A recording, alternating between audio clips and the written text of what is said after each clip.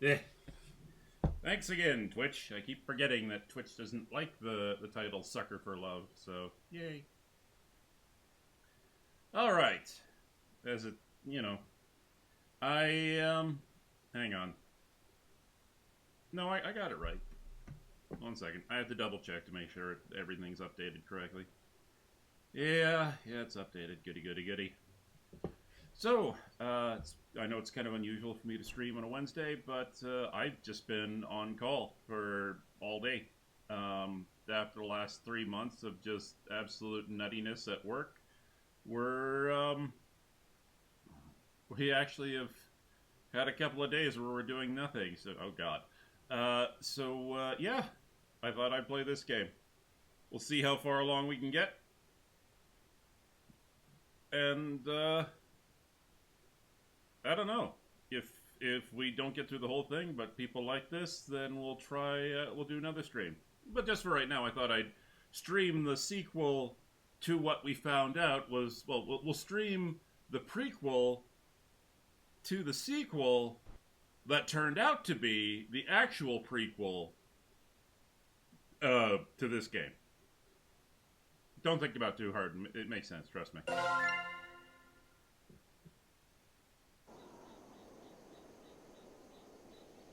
All right. So just to let you guys know, as I mentioned during my as I mentioned during my Sucker for Love, my previous Sucker for Love stream. Let's just make sure that everything's set properly. During my previous Sucker for Love stream, I happened to mention that I'd seen this years ago when Markiplier did it. So I kind of remember everything, and I'm not going to be exploring every ending. First off, some of the endings involve cheating and screwing around. So yeah, sorry guys, I'm not that kind of guy. Sorry, ladies and gentlemen, but yeah, we'll go through and we'll see what we can do. So this could be short, this could be long, who knows?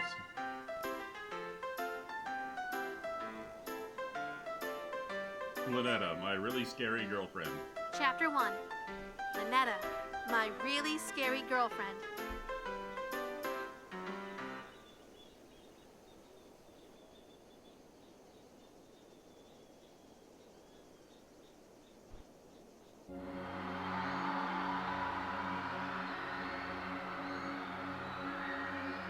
Eldritch gods, cosmic horrors, things beyond our understanding. To merely gaze upon their form is to abandon all hope. The only thing protecting all of reality from the final coalescence of insanity and terror is the fact that unspeakable gods wait dreaming. Their awakening under aligned stars heralds the end. Today, the stars are aligned. Damn it! Come on already. Same day shipping my ass. I only have half an hour tops until the stars move out of position. I better wash my face to calm down. A year ago, I saw the face of an eldritch being in my dreams. It whispered its name to me, Lynetta. Ever since, I've been obsessed with trying to see it again. Ow! My finger! I'm not the kind of person to get addicted to stuff or spend recklessly, but I just can't help myself. There's something I have to do once I see it again. Was that the door? Thank goodness. I spent way too much money on getting this for me to miss my chance. The amount of money I've lost to scammers claiming to have the real deal is a little embarrassing. But as of today, I'll have a genuine Necronomicon, an ancient spellbook containing the dark rituals needed to contact the Elder Gods. Finally, I'll... Eh? Huh? What the hell is this? Why is it pink? Isn't it supposed to be, like, brown and bigger? Insert mandatory that's what she said joke, of course. It's supposed to be an ancient book covered in flesh or something, but this looks like it just came from an office supply store. Oh, please don't tell me. Scammed again. With how much money I spent this time, I thought there'd be no chance it'd be fake. Great. No way I'm getting my money back either. The scammer is probably long gone too. Damn it, I need a new hobby. Seriously. A strange scam, though. You'd think they'd at least try to go for an authentic look. They really think that nobody would notice their Book of the Dead is Malibu pink? Wait, is this symbol on the front embossed? Is this thing made of real leather? The pages look gilt in gold, too. And this weight. Why did they make a knockoff out of such high-quality materials? Oh, my computer. That's probably just the delivery confirmation message. Amazing. Eh? My order was delayed. It won't be delivered until tomorrow? Then, the hell is this book supposed to be? Did it get delivered to me by accident or something? There's no shipping label on the box. Stranger still, this inscription at the bottom, it's Relayan, the unholy language of the eldritch gods. Also, the pages reek of formaldehyde, embalming fluid, in other words, they stink of death. Why would something so cute have such an insidious aura around it? Maybe I'll take a look inside. Alright. Dagger. Yeah. Oh, God. Oh, no, it's all...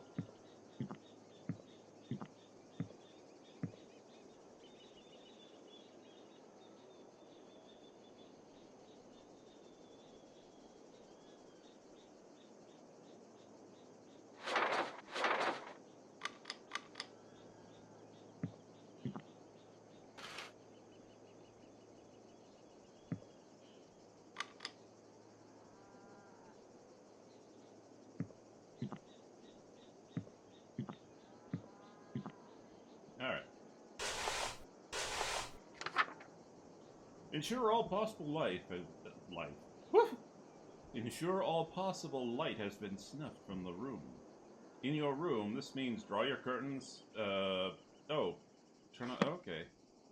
Where's the light switch? Nice.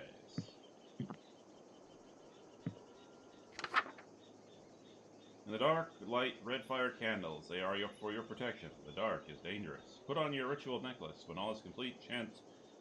and I'm not going to try. The necklace. Red fire. Alright.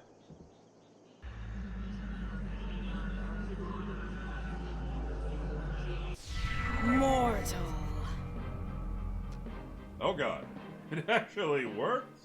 She's here? A beacon of madness is towering over me, an omnipotent and chaotic avatar of world-ending calamity. Even with a year of preparation for this moment, I'm frozen in fear. For what purpose have you awoken Lynetta the Starspawn and brought about the end of reality? Can't talk. I can't even breathe. 1 second. I gotta turn the volume down a little bit.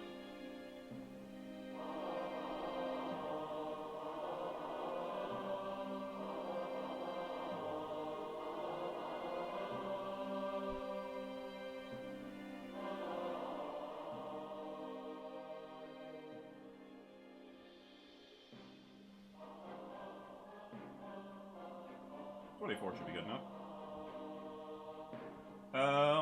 Sorry about that. That was actually pounding in my ears, so I had to turn that down.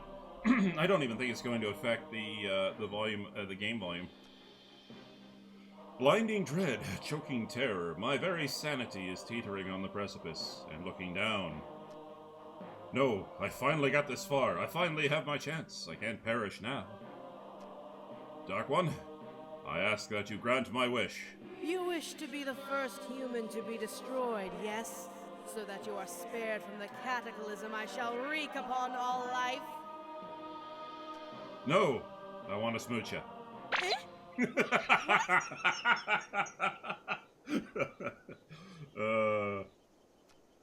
I want to smooch. Don't say it again, creep! And how are you looking directly at me without being driven mad? I don't know. I'm mad with lust. You know what? It's a good thing that I've waited this long to keep trying to actually do this, because I've forgotten a lot of the lyrics. I know the endings, like I said, but I've forgotten a lot of the lyrics. Send me back. Huh? But you just got here. What about destroying reality as I know it? I'll do it next time.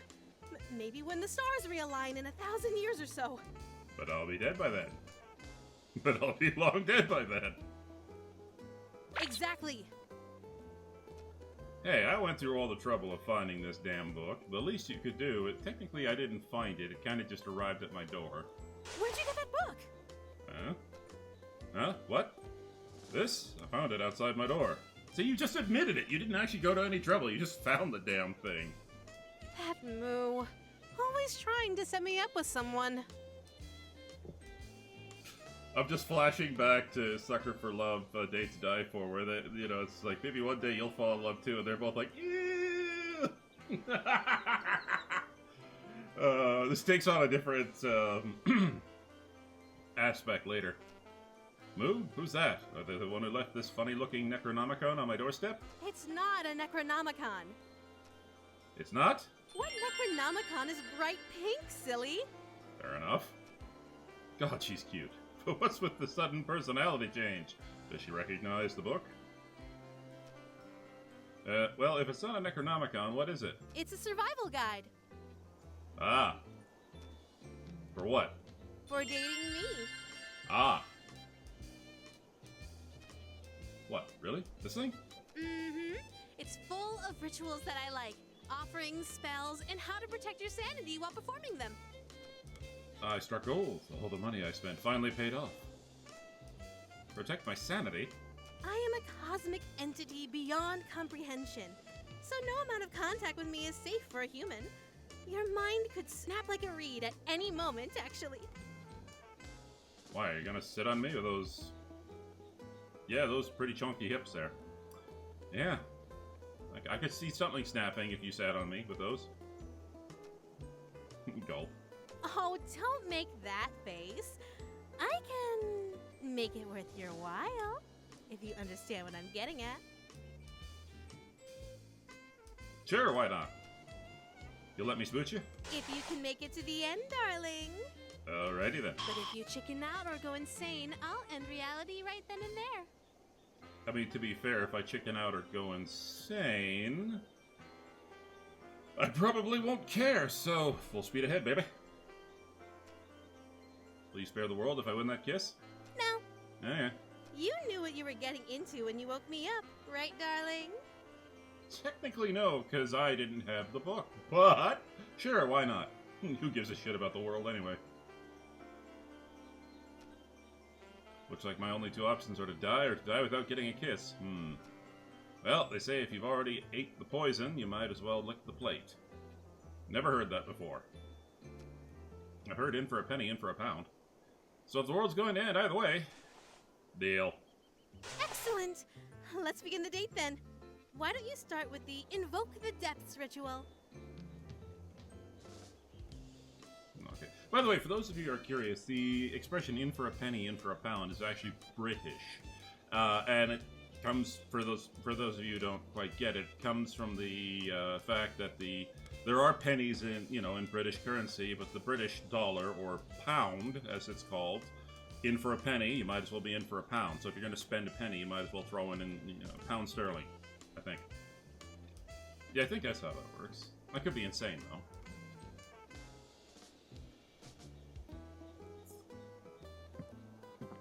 Wait, where'd you go? Oh, hey!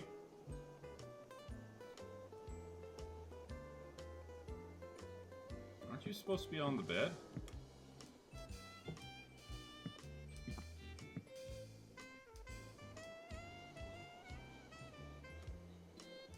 Oh!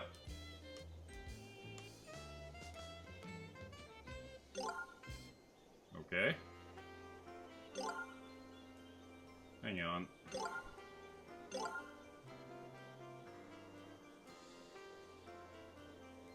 Did you go on the bed now? Nope. Okay. Full screen it is.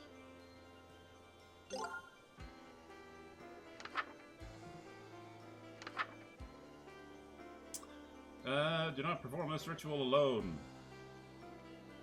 Snuff out all light and turn on your sink or shower. Okay.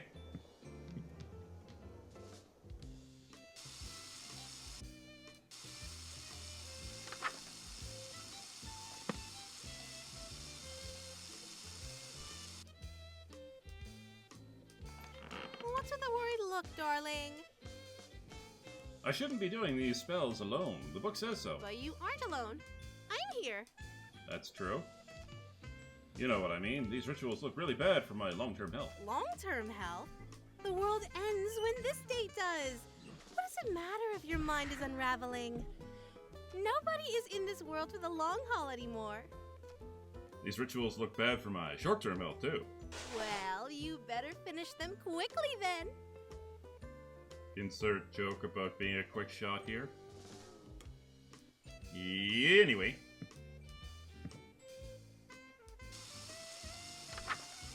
Alright.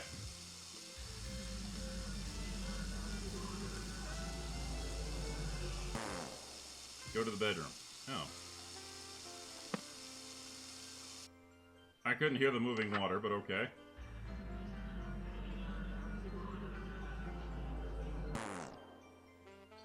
Stuff the candles. Of course.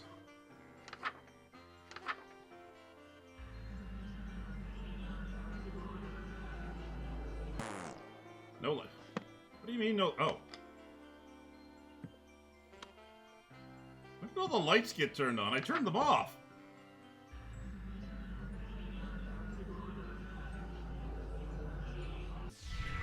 Home sweet home. Are we? What did I just do? You brought the outer depths to us. Didn't you read the spell's name? Our connection is stronger now. Okay.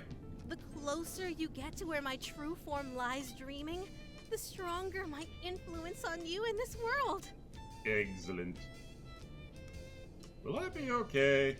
Just focus on following the book perfectly. You're good to start doing these rituals on your own, right? Sure. No, wait. Why are you leaving? I'm just feeling a little icky from the summoning, so I wanted to use your shower. Do you mind? Sure. Oh, no, not at all. Go ahead. Thanks. No peeking. Okay. I mean it. Don't peek. Okay. I won't. Mm-hmm. I won't peek. You're sure you won't? Yes. Positive. All right. I'll be back in a jiffy. Abyssal Mist. Okay.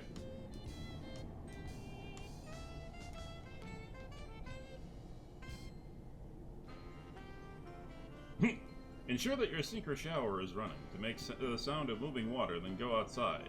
Avoid making eye contact with that which roams the fog. They'll know if you saw them. Turn off your lights before you leave. This one isn't a warning, it's just to help lower your electricity bill. Got it.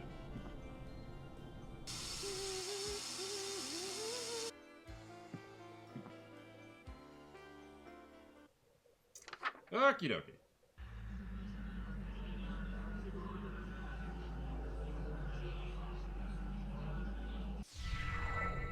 Jeez, it looks like Quiet Hill out here with all this fog.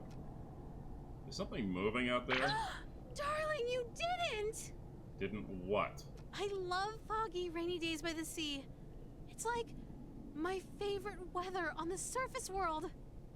Okay. I didn't know you have a house on the water!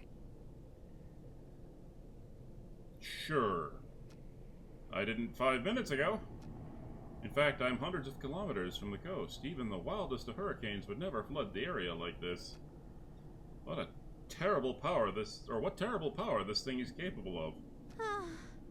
There's something just so romantic about standing on a balcony during a storm. I do agree. I'd hate to cut the fun short, but can we go back inside? Now? What's wrong, darling? Getting chilly? It feels like something's watching me from out there. We can go inside if you like, but it's not like it's any safer in there. Okay. After all, the next page in the book has an unspeakable horror on it. Ah, the first secret. Excellent. Unspeakable horror? Some kind of monster's gonna jump out at me? You'll see what I mean. Oh, joy. Alright, the unspeakable horror. What the hell? I can't even begin to pronounce this. Yeah, duh. That's why it's an unspeakable horror. Unspeakable. Get it? As in, cannot be spoken. At least not by humans. Wait, you can pronounce this? Of course I can. I can pronounce anything. Anything? Anything. Worcestershire sauce? Worcestershire sauce? Damn, you are the real deal. Hey, wait a minute. Those tentacles are like extra tongues, right? And your weakness is tongue twisters. Say toy boat 10 times fast. Toy boat, toy boat, toy boat, toy boat, toy boat, toy boat, toy boat, toy boat, toy boat, toy boat. I wonder how the voice actress... I wonder how many takes the voice actress had to do to get that. Huh. Apparently I got 0 viewers on Twitch. Huh. Am I going through properly? I don't even know. Ah! Stop it! Why? Show off. Okay, Eldritch Mouth. Allow you to perform unspeakable incantations.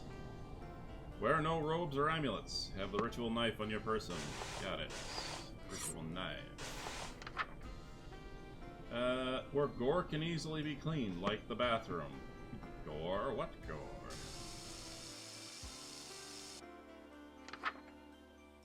Okay.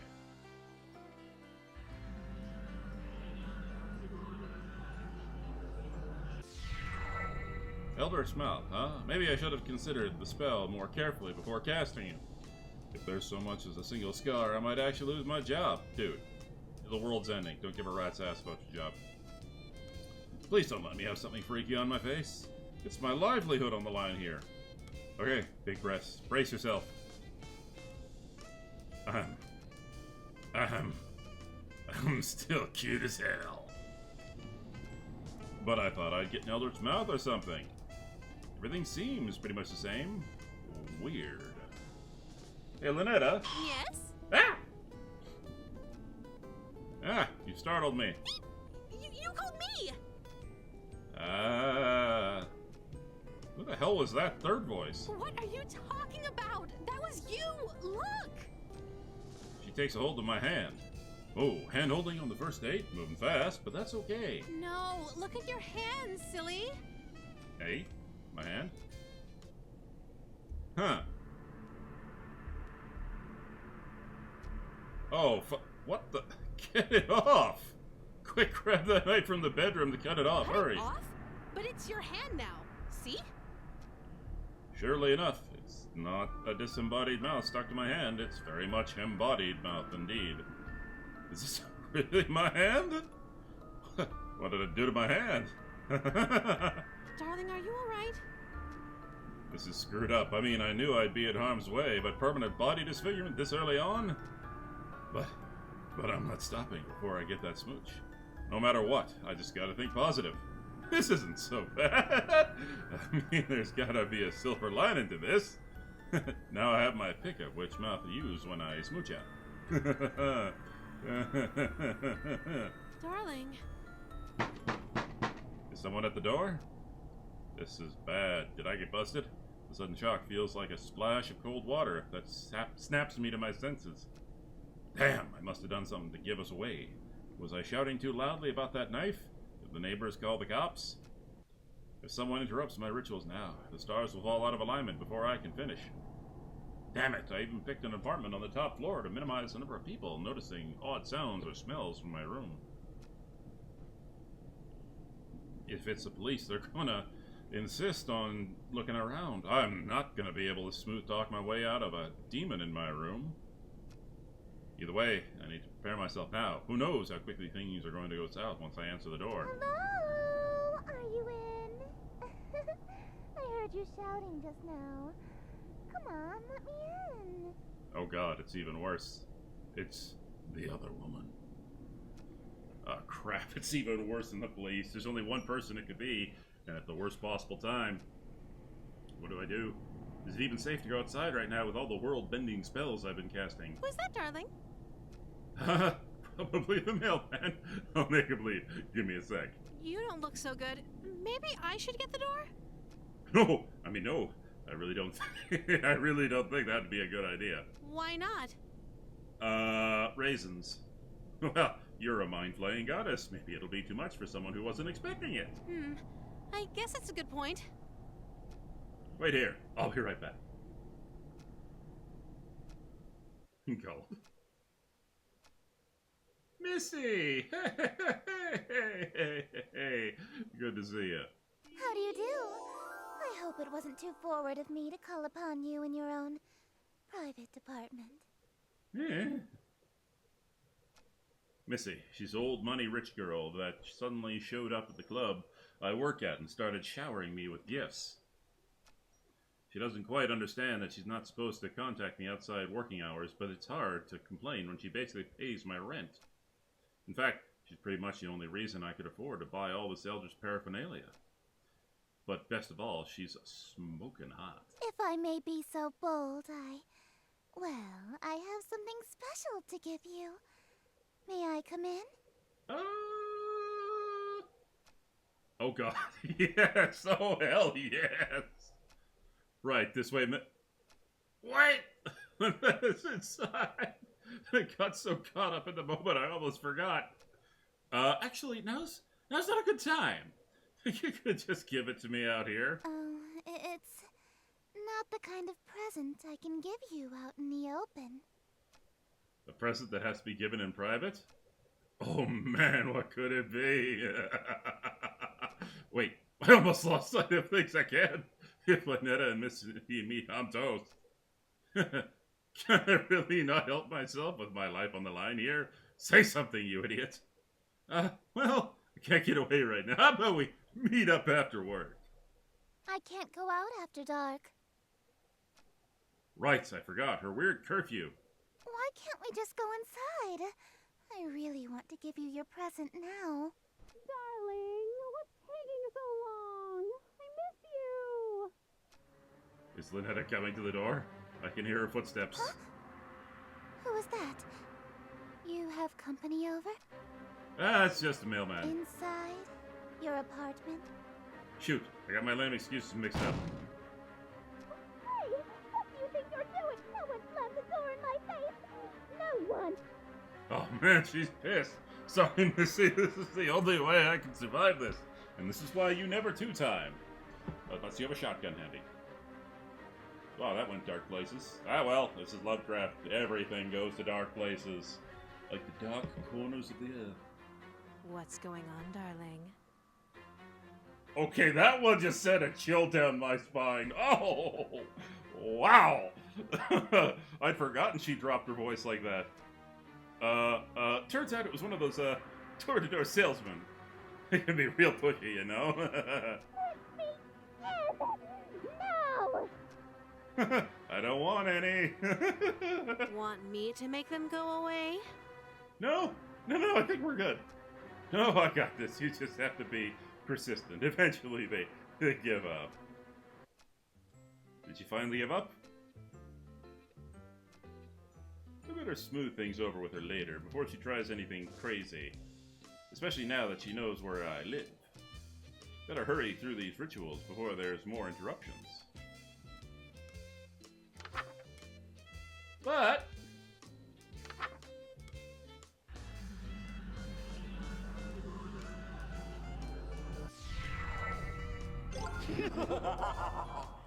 cat girl.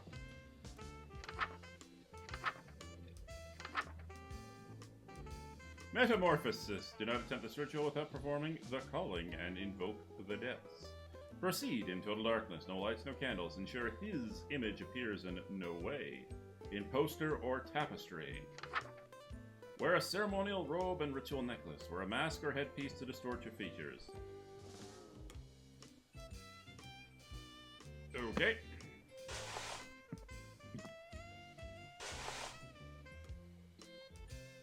Cool. Lipstick for science? Lipstick for lunch? Whatever.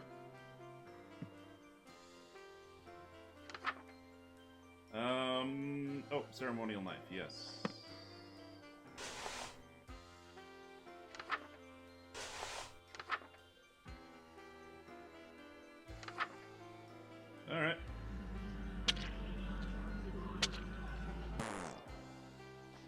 poster. Alright, that was weird.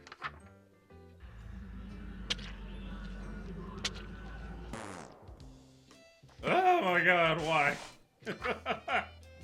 I've stabbed myself like 4 times already. How many more times can I stab myself? Hello, handsome. Hello, tentacle. And I thought you were cute for a human before. Now you're totally my type. I'm trying to respond, but no sound is coming out of my mouth. Even when I try to shout as loud as I can't even manage a whisper. Something's not right. What happened to me?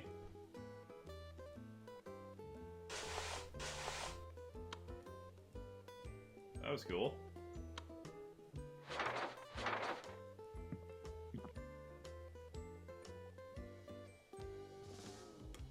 Ah! I got me noodle lips.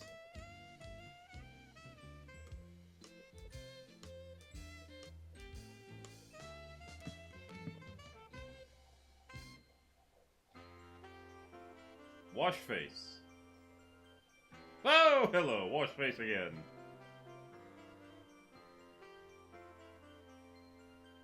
Yeah, I think I'm going a little bit nutty. Is it still there? Yeah, it's still there. Okay, prepare offering. Yes, yes. Breakup. Hang on. The ritual will sever your connection, restore your sanity, let the room be well lit, ensure the symbol. Darling, what are you looking at? Hello. Nothing, huh? You were looking at nothing? I didn't even say anything! Is that the truth? Did I scare you, darling? Good. I know what page you were on. Yes. And if I see you trying to cast that spell about nothing, you won't get past the second word. Okay.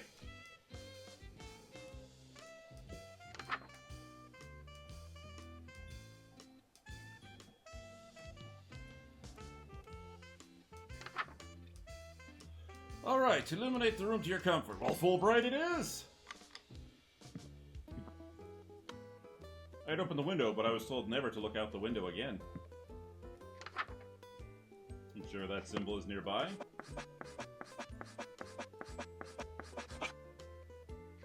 Yes. Collect necessary ingredients from cold storage. Excellent. I can take the mask. I can't take the mask off. It seems to be stuck. Okay. Well, let's avoid cutting myself. So yeah. Yeah. Okay. Too fast.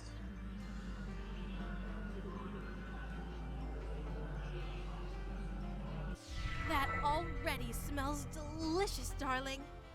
Yep, I'm glad you enjoy it. I did all the cooking myself. All it needs is a little something and it'll be perfect.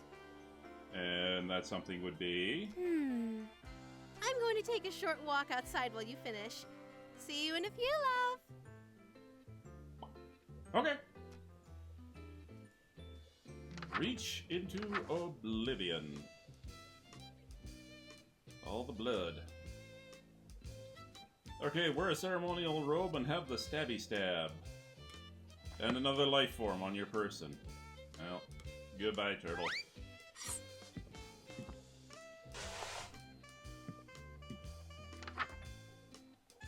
And sure, that symbol is nearby. Okay.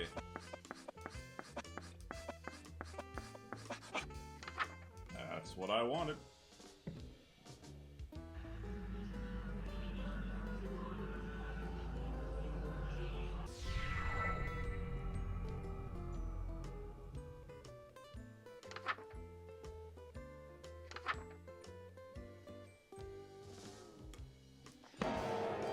Oh, hello. Her name, her name, her name, her name, her name, her name. Oh, the blood, it's everywhere. Something terrible is blocking the door. Okay.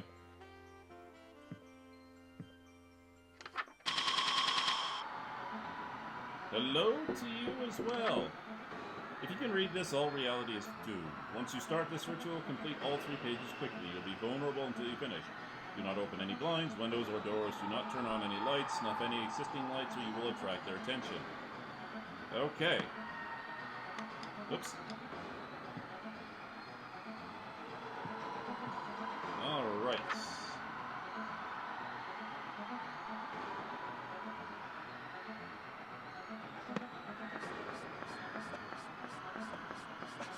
Shot past it. Excellent. And...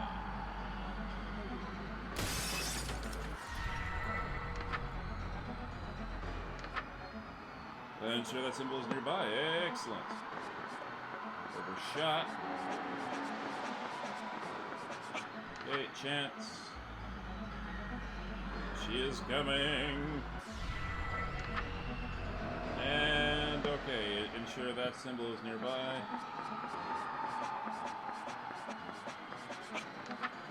And repeat this chant until you believe you are safe.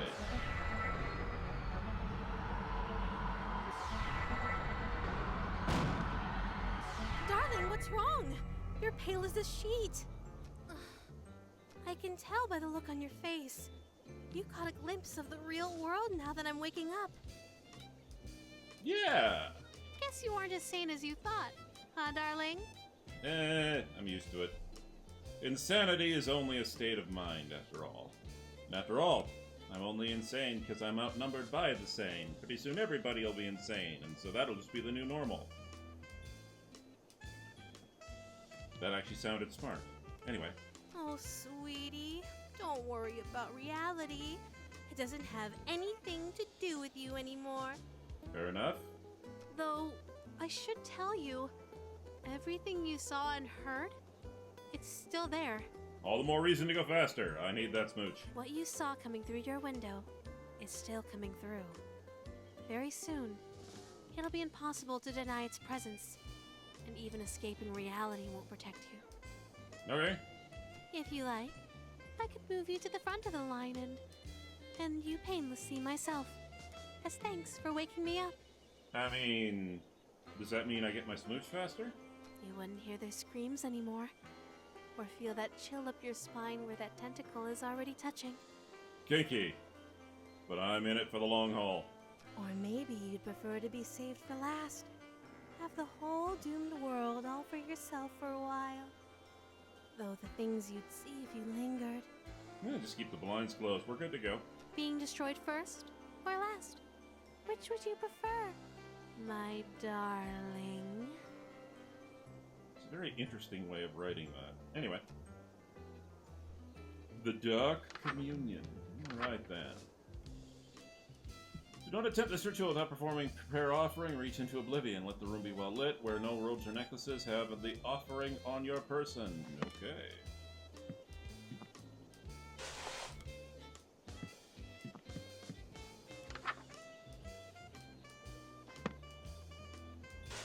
Hey, he's still alive. No, he's not.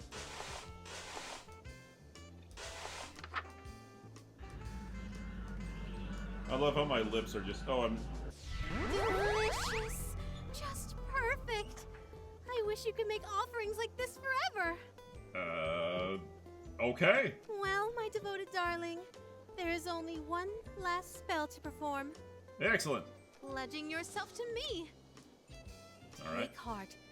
Your pledge of devotion will be the last act of humanity for all of time.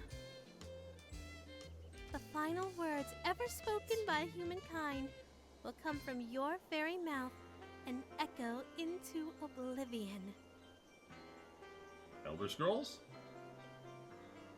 The privilege is yours alone.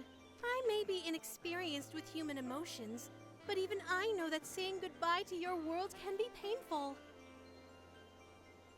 I tell you how you can ease the suffering. See, why don't you sit down on the bed and let me just lie down and use your lap as a pillow? Just for a little while. I think that would be a perfectly acceptable way for me to make it, you know, for me to get used to the whole situation, huh? take all the time you need to make peace with the end. I'm going to take a short nap before I wake up for good. Could you hit the lights for me, darling? Sure. Thank you, my love. You're welcome. Now, for those of you who are wondering, this is where we'd pop the breakup spill. However, there's no brakes on this train. So we're just gonna steam on full ahead. Yes. Yes.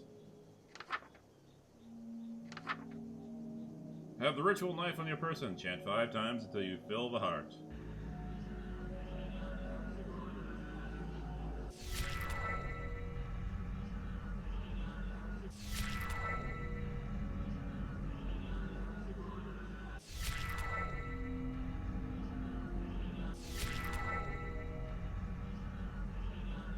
It's done.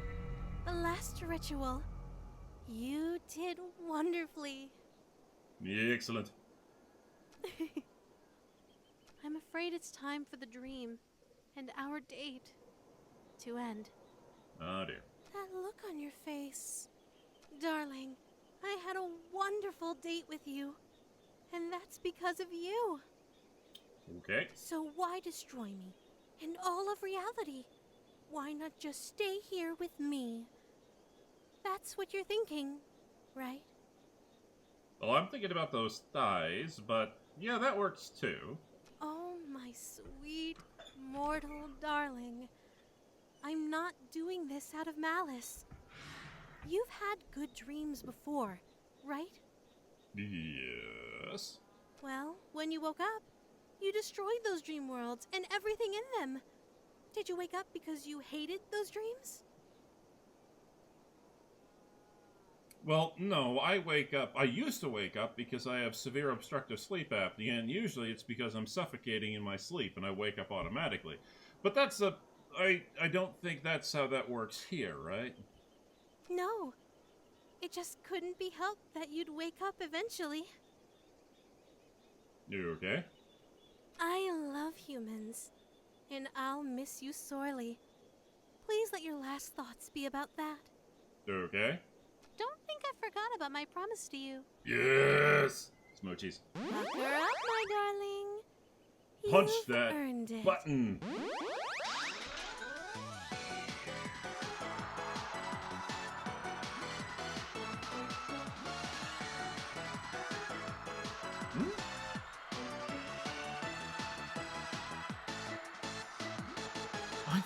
I thought my character was reaching around her back to give her a hug, but there's something else going on over there. Also, badass.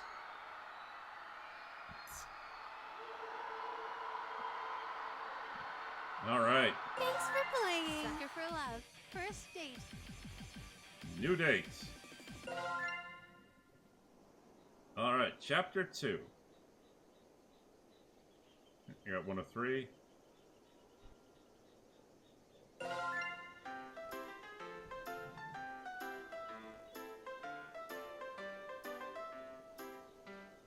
Chapter 2. The King in Yellow approaches. Alright.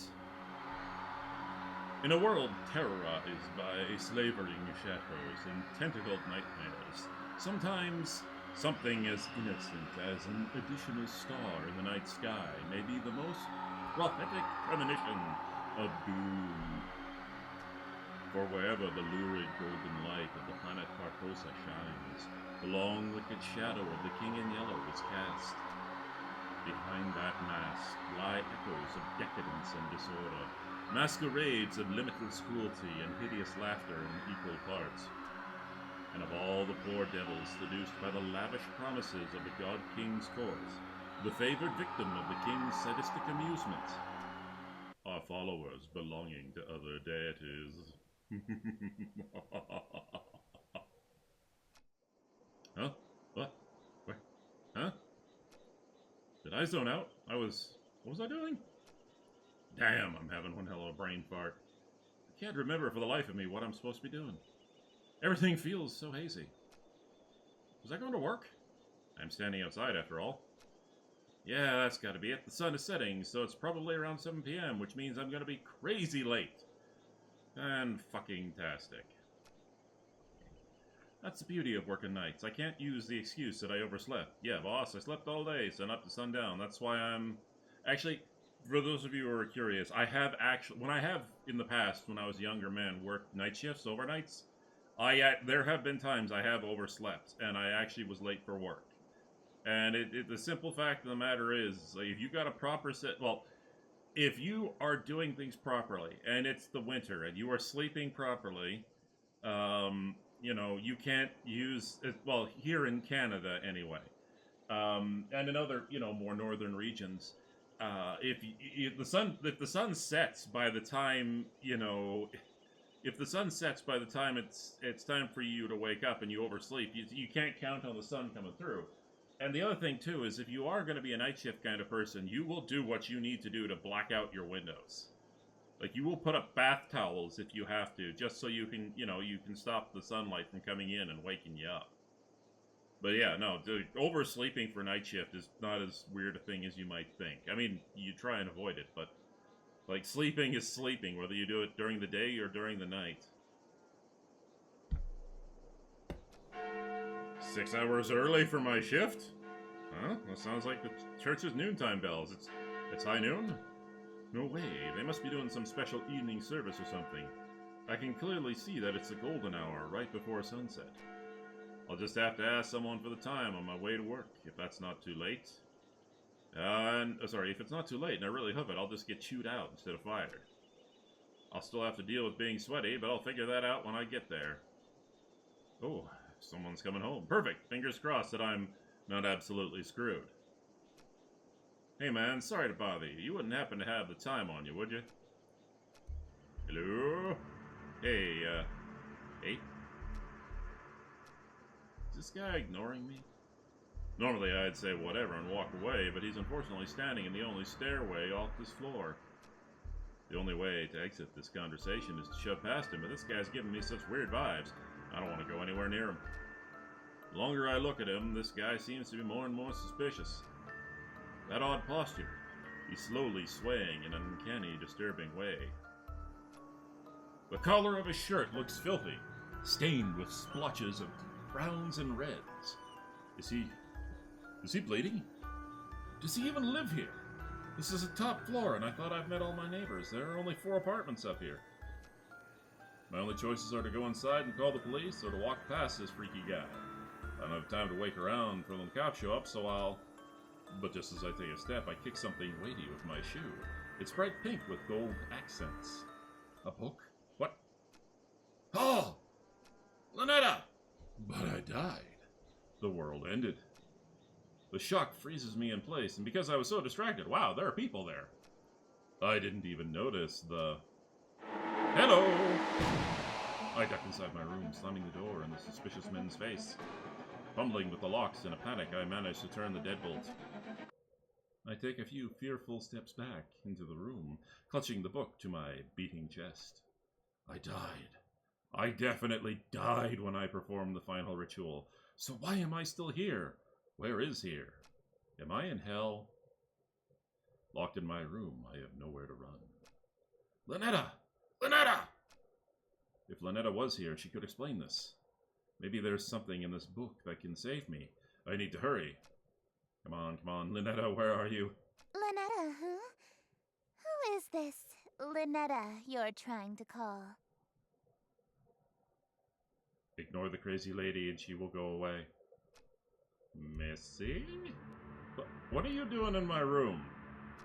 I just so happened to overhear you saying, Lynetta, where are you? You sounded like you were in trouble, so I let myself in. Uh-huh. How'd you even get in here? Your window was open. My window. On the 4th floor. Right. Huh? No, it's not. Either way, I'm on the top floor, so did you... Lynetta sounds like a girl's name, right? This Lynetta is obviously the girl you stood me up for, isn't she? Yep. I mean, I can act... Okay.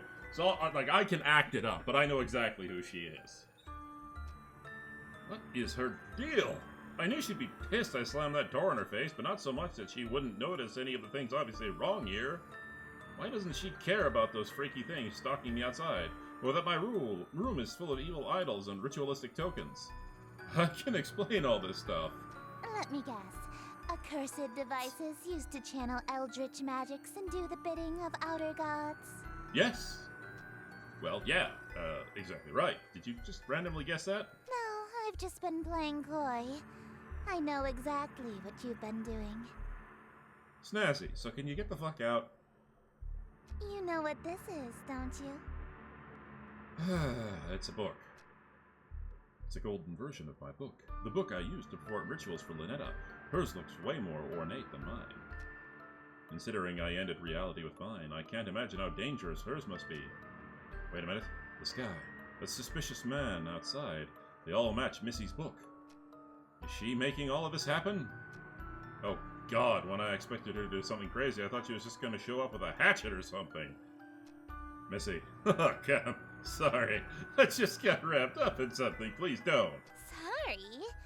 You're sorry? Why are you acting so afraid of me? You've somehow appeared in my room. You have a magical hoodoo book. And for those of you who are okay, let me rephrase that. I did not say voodoo, I said hoodoo. Which I suppose is just as bad. But no, sorry.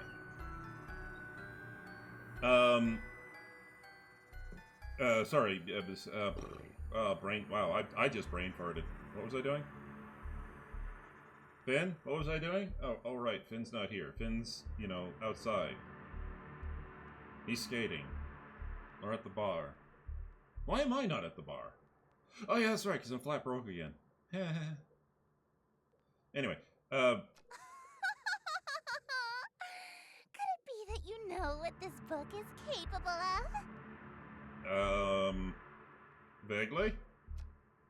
I know all too well, but I also know that these incantations take at least 5 seconds to pronounce, and that's if she gets it right on the first try. So worst case, I have 5 seconds to stop her. If I dashed for my ritual knife behind her, I might be able to kill her before she does something terrible to me. Okay, so I have a problem with this. First off, she's in between you and the ritual knife, okay? Right. The book is obviously closed, right? Okay, here's what you do, big guy. You don't go for the ritual knife. You don't try and kill her. You just launch a flying tackle at her. Just launch a flying tackle at her. If she tries to... So she can't read the book if you're, pinning her to the ground, and this sounds just as bad as what I was saying before, so you know what? Let's just keep going. If I can distract her, I might be able to buy myself more time. Missy, look. I'll do whatever you want. Anything? I can be rather demanding. Right. Sure. Name your price. So bold.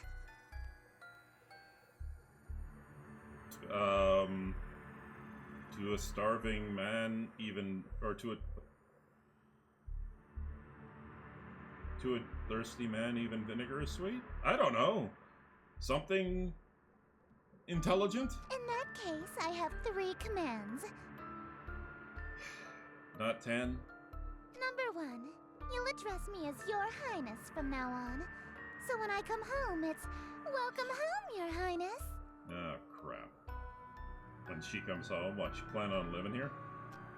When she comes home, she wants to move in, but that means, whatever. It's not like I'm gonna have to actually follow through on these. At least one of us is gonna die.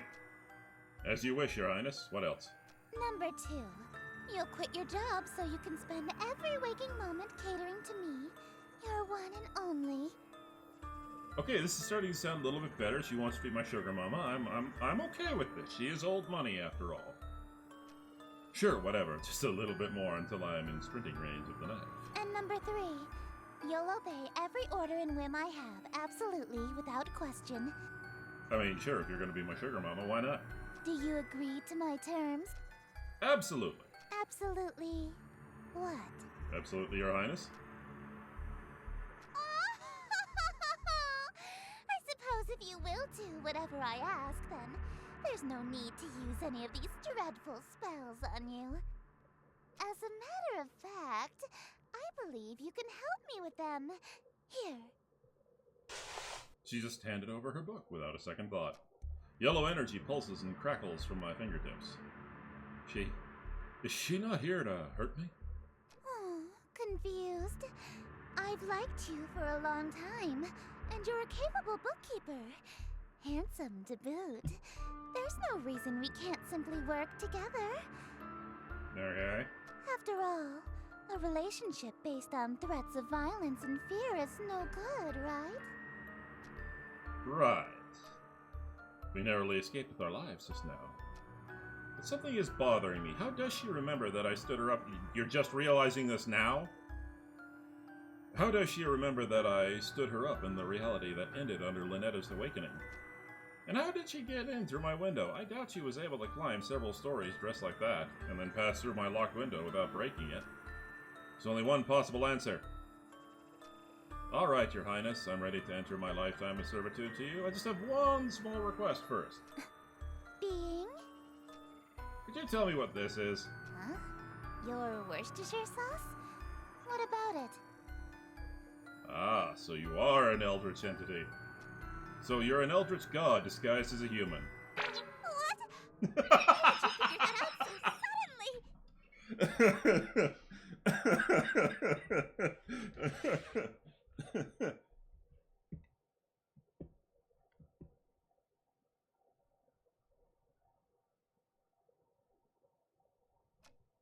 Isn't it obvious? No human being can pronounce Worcestershire. Worcestershire. Of course not. It's an eldritch loan word. Why else would it be spelled like that? Right. I was careless. After all this time I wasted trying to seduce you in this slovenly form. Yeah, you should have tried using your eldritch form instead. I would have fallen in love immediately. What? What? What? You think cosmic entities are attractive? As a human?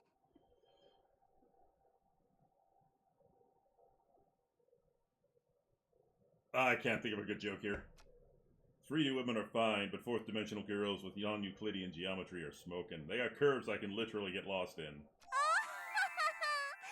I had known that you're attracted to my cosmic godhood, I would have just led with that.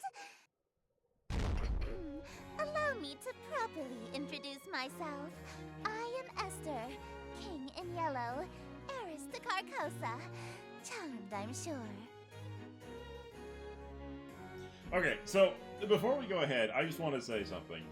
And there's a lot of people who will give me funny looks and say, you know, derogatory, well, not derogatory, but who will say things, you know, and be confused about this. But a lot of people I've run into are all, you know, Linetta fans. Like, they love Linetta, they love how cute she is, they love how open and honest she is. And they just don't like, sorry, not Linetta, they just don't like Esther. She's, I believe the term is either Himedere or Ojo-sama, but whatever. So, personally, I could go for either one of them. Both of them have their unique personalities that I enjoy. I mean, to be fair, Esther is more abrasive, but the true ending for Esther, you know, it has some things in it that I do enjoy. Where eventually you kind of like get past her superiority and her haughtiness, and once you get past that, and she starts like, you know, she starts having a moment where she's like, I have no control over this situation. What the heck's happening? And she just sort of lets you take the lead. Then I'm just like, yeah, no, I could see. I could see she's got some redeeming qualities, but when asked for if asked for a preference between the two, Linetta, definitely. But I could, you know, take either one. She's gorgeous. A bona fide Eldritch King in my room. Oh man, all my fantasies of smooching and Eldritch horror are coming true. And Eldritch royalty to boot. The King in Yellow. Sounds familiar. I can't remember why. My memory of my other existence is kind of fuzzy. What I do remember is that her followers tend to be incredibly violent towards cultists loyal to other gods. Like Lynetta. Ah, shit. I kinda got swept up in the moment, almost forgot I already pledged fealty to a different god. This reality or not. Oh, wait. I'm sorry, I'm already involved with another god. I'm following Lynetta. I know, so loyal, so faithful and devoted. That's why I want you to be my follower instead. In exchange for serving me, I shall grant you anything you desire. Wealth, power, whatever that rotten witch Lynetta offered you, I can double it. Smooches? She promised me a smooch. And I shall... What? You handed over your reality to her? For a singular smooch? Are you mad? Are you saying I should have gone for more than a smooch? Like, 2 smooches? You heard me. So you'll match her offer then. I suppose. If that's all you're selling the world for, then a smooch can be... See, it's like I said, it's a moment like this where she's thrown off her game and she's not all superior and that kind of stuff, where it's like, yeah, I could see myself liking her. Also, you promised to double it, Sadie. No way, you promised to double it. That's 2 smooches. No, hold on a minute! 2 of them, on the lips. Alright, very well. 2 smooches lip to lip. Satisfied? Okay. I just... Usually, my followers ask for inordinate wealth, unquestionable fame and influence, or some lavish indulgence. Yeah, but you can't take it with you when you go, so why not just have a lasting memory? Nobody's ever dared to ask to kiss me before, so... So what? She's blushing, for real. You really want to smooch me? Damn right, lady. Well, Your Highness. your terms are amenable. Suffice it to say, I'll expect you to perform your scenes flawlessly in exchange. Scenes? Like, some of the lines that she's going to say I do know. Other ones I don't. So, like, moments like this where I say something and then it's repeated, it's... The prompt book I gave you contains the script for The King in Yellow. Huh? You mean this spellbook that I was so afraid of? It's just a damn play? This thing is just a playbook? Where are all the power invoking rituals? Rituals? Is this some sort of peasant joke that I'm too rich to understand? Right. No, we aren't barbaric swamp folk casting hocus pocus in a cave. We have a little class. To invoke my power, my play must be performed perfectly. Perfectly. I don't always get these rituals, scenes right the first time. What happens if I botch my lines or said a scene wrong? Your performance will receive a scathing review in the Carcosan Times publication. And you'll also be killed. Fair enough. I'm getting those smooches no matter what. Break a leg, dearest. So, funny, so when she said break a leg, funny story. Many years ago, in fact, I just found out a few days ago, it's been 20 years since I graduated high school. My God, I'm old. But anyway, back in high school, 2 decades ago, I used to be one of the stagehands and one of the guys working backstage. And we were doing a production of, oh God, what was it? We were doing a production of,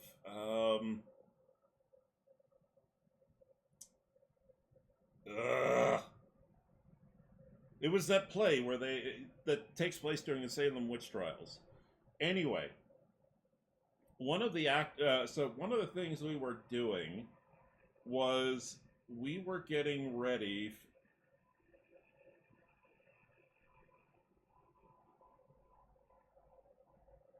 No, it wasn't the Salem witch. We had 2 plays we did that year. There was Hair, and then there was the one set during the Salem witch trials. Anyway, during one of them, yes, I remember. Okay, so it was Hair. So during one of the scenes, someone hung themselves. During one of the scenes, one of the characters is supposed to hang themselves. And don't worry, Twitch. Nobody did a bad thing, but I'm just talking technical stage work here. Okay, so there's no talk of any of the bad stuff. So in order to do this properly, we had to set up a system where the actor, or in this case an actress who was playing the role, wore a safety harness. And these are pretty much the same fall arrest safety harnesses that we use on construction work sites when working near ledges.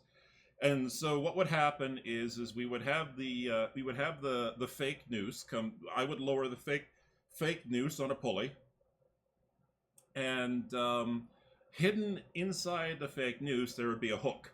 So the other actor who was the guard for. No, it wasn't the guard. Oh God, frick, it wasn't Hair. So sorry, it was Jesus Christ Superstar. That's what it was. Okay, so we did Jesus Christ Superstar. That's what it was. All right. So it was Judas who was. Yeah. Okay. I'm sorry. I'm sorry. I'm taking up too much time. But there's a point to all of this. There's a point to all of this.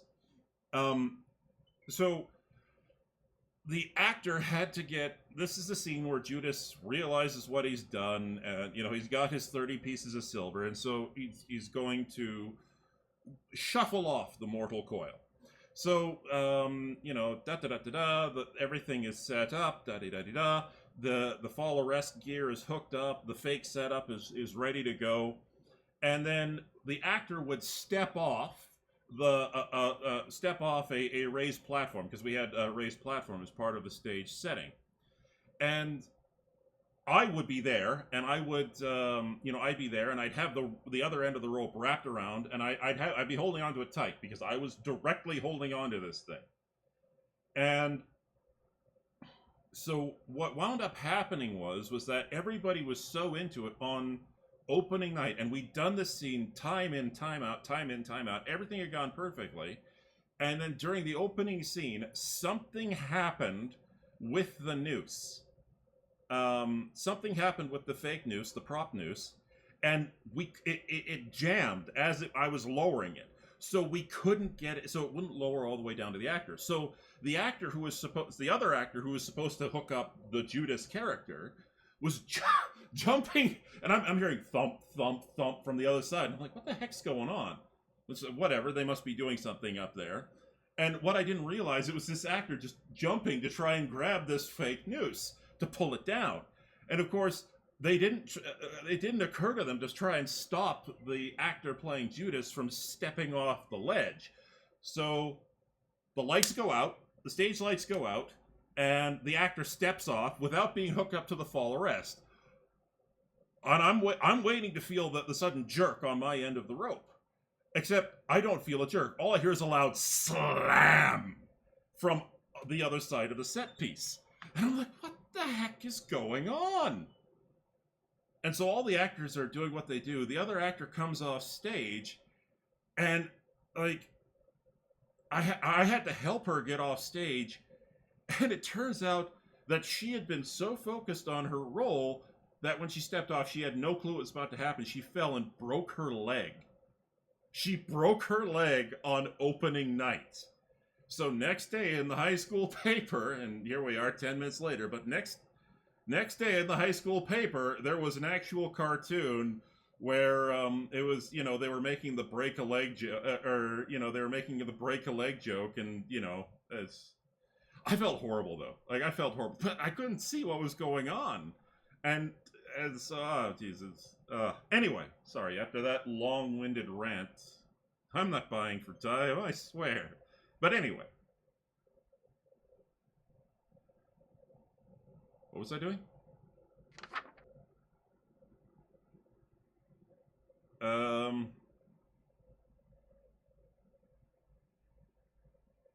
Setting exterior in view of the city. Host, click and drag the first one of the lights slowly.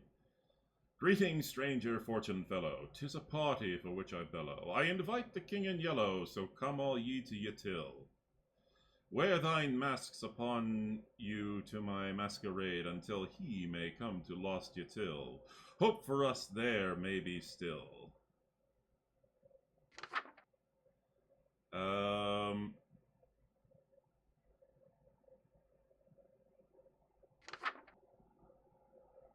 I think I have to wear the mask.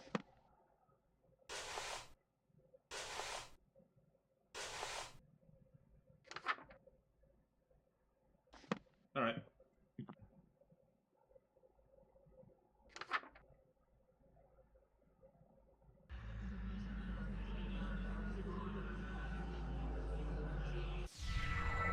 Greeting, stranger, fortune fellow, 'tis a party for which I bellow.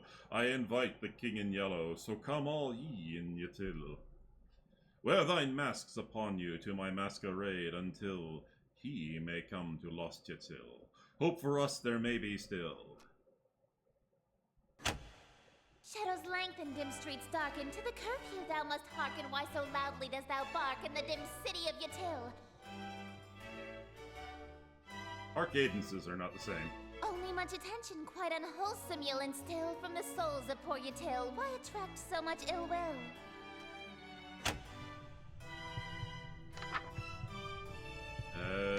Okay.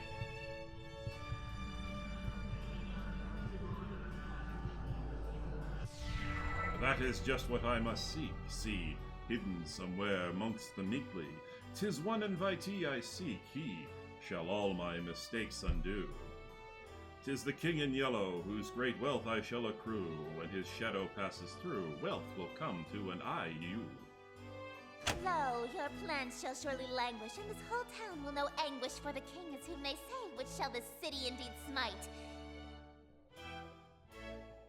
All I can say is the voice actress did a good job there. I wonder how many takes it took her to do that. If he comes, Yetil and you and I will know his might. All be lost within a night. Which reward is worth that price?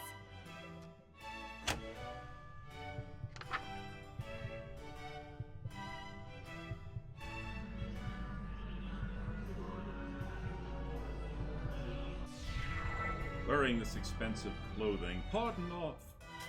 Wow, and now I'm dead. Wearing this expensive clothing, pardon from my family's loathing, lasting till I'm decomposing all my friends whom strife I've caused.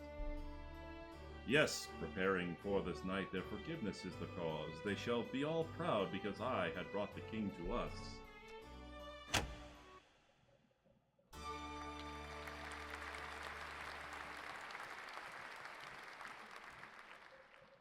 Bravo! Simply splendid. Why, thank you. That was actually pretty fun. I haven't gotten to flex my acting chops since high school. Well... Oh, you're no stranger to the stage, I can tell. Yeah, I was a theater kid. My school did Macbeth. A virtuoso of the bard, are we? If you've performed Shakespeare, then you must be an actor of sufficient ability to survive my play. Okay, all I'm gonna say is this. Shakespeare is written in iambic pentameter for the noble characters. That was not iambic pentameter. Tell me, what role were you? The leading man, I presume. Oh, I remember what comes next. Something like tree number 5 or something like that. I was tree number 4. I wasn't aware that was a role. It's not. You weren't even the leading tree? Don't worry, I was actually Macbeth. I thought you said you were a tree. Acting. Oh, you are good. Oh, hey, what's happening to you? Don't fret, dearest. Something is simply passing between my planet's light and your bedroom. A cloud, perhaps. You know the proverb, wherever the golden light of Carcosa shines, the shadow of the unspeakable one is cast? It's a literal rule. I can only be wherever the light of my planet star Carcosa shines. In other words, I can't reach you at night when you're not standing in natural light, or if anything obstructs your view of Carcosa. That explains why Missy had a weird daytime curfew. She'd literally vanish when the sun sets. What a Cinderella-like curse. That also explains how she got in my room. My window may have been locked, but the curtains were open, allowing the light in. So she can't get into my room if I close my curtains. Aw, I was quite enjoying my time with you. I wanted to stay a little longer. Alas, parting is such sweet sorrow. It may be some time until your sky clears. Until then, I bid you adieu.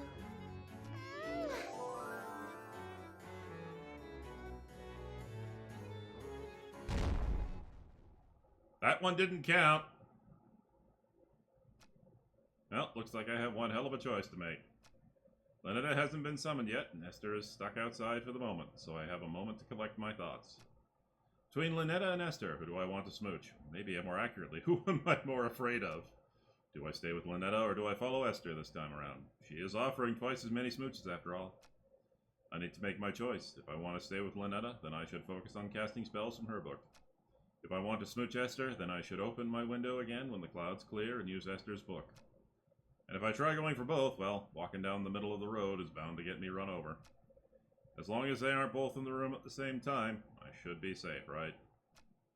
Oh man, what am I gonna do? Either way, I need to talk to Lynetta. She might be an avatar of world-ending calamity, but she might be able to help me get my head straight. Speaking of my head, why does my forehead feel kind of sticky? Anyway. First things first, and like I said, I ain't a playboy. I'm a straight shooter. So we're going to go with Lynetta first. We're going to finish off her romance path here. And then we'll come back and we'll do Esther.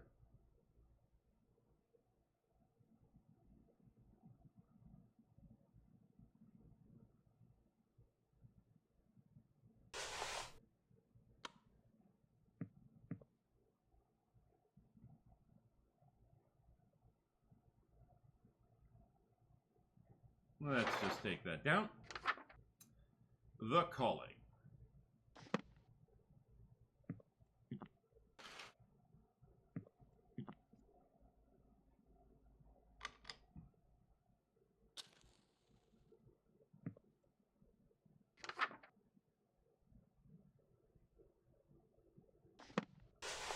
Ah!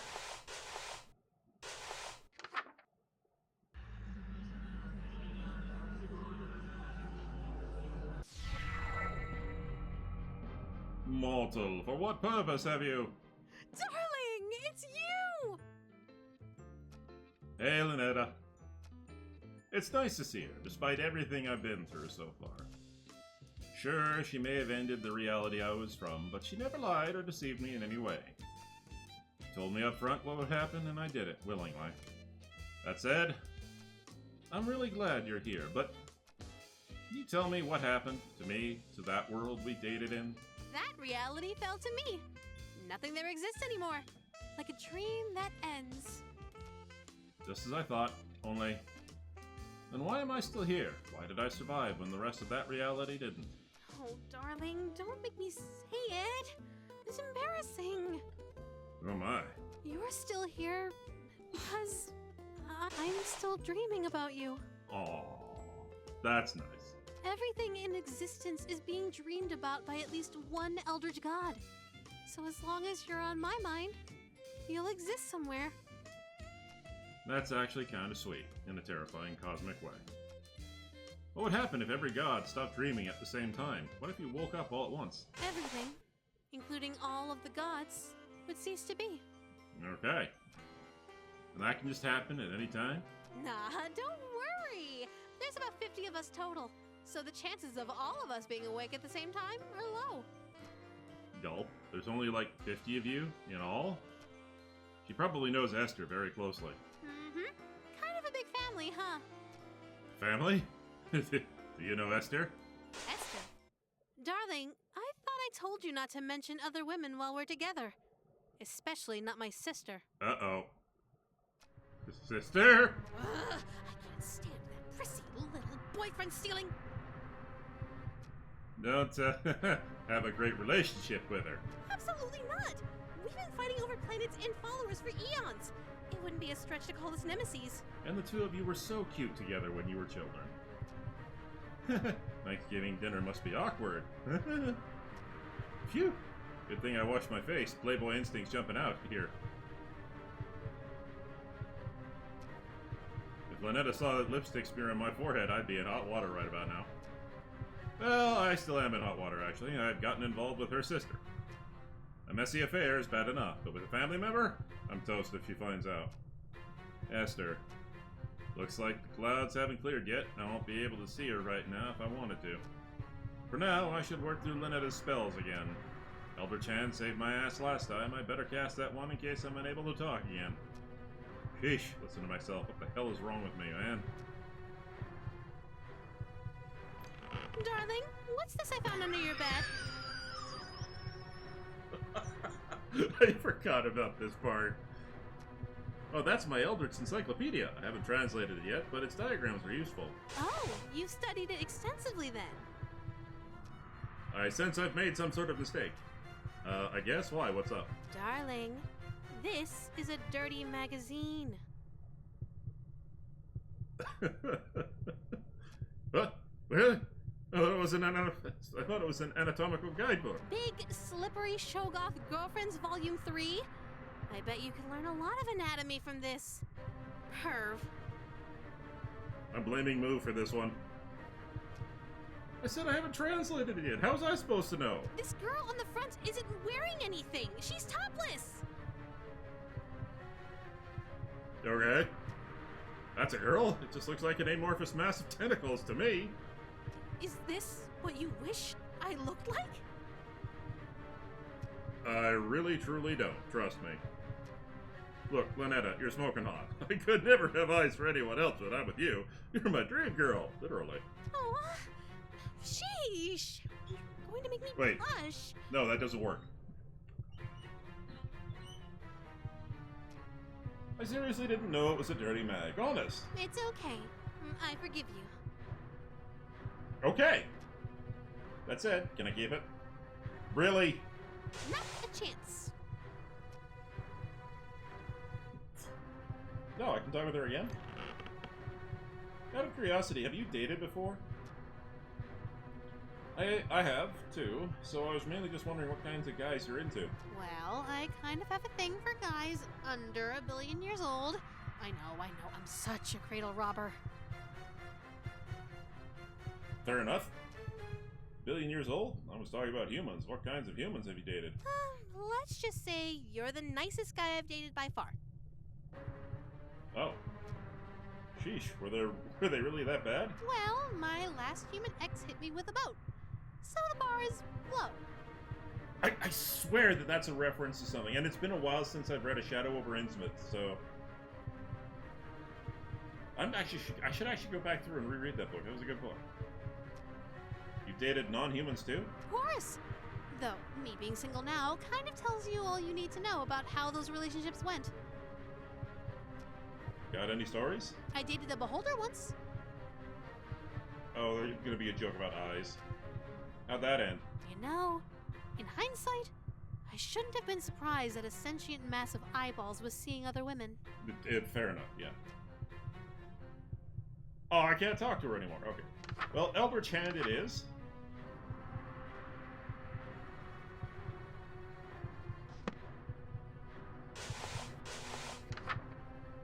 That was not the button I wanted to push. I'm gonna go clean it up in the bathroom.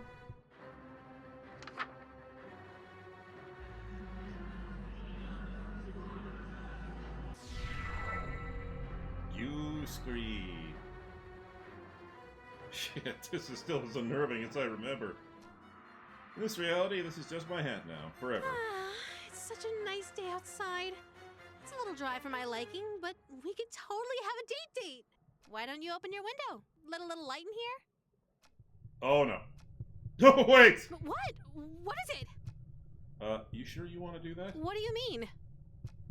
I mean, don't you want to shower first before you go out, like, last time? Huh? Why would you suggest that? Oh no. Don't tell me. Do I still smell like the ocean? Hey. I'm a scuba diver, Lynetta. I'm a scuba diver. I love the smell of the ocean. That's not offensive to me. Just a tad salty. Heavens below!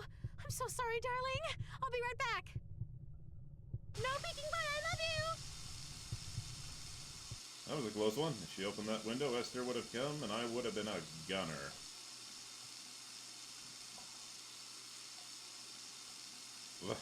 Looks like the clouds have cleared, and Lynetta's out of the room. If I want to date Esther, it's go time.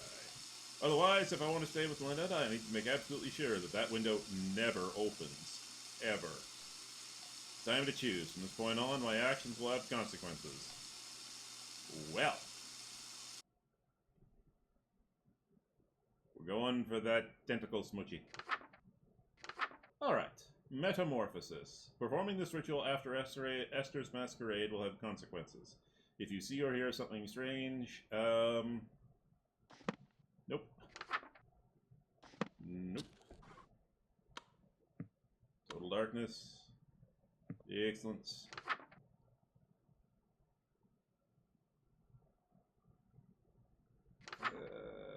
Wear a ceremonial robe and ritual necklace. Yes. Robe, necklace. Ceremonial nice. Nice. Mask your headpiece to distort your features, and we're off to the races.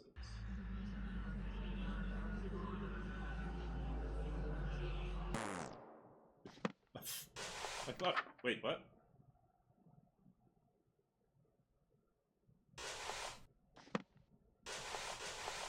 Yeah. There we go, that's what I needed.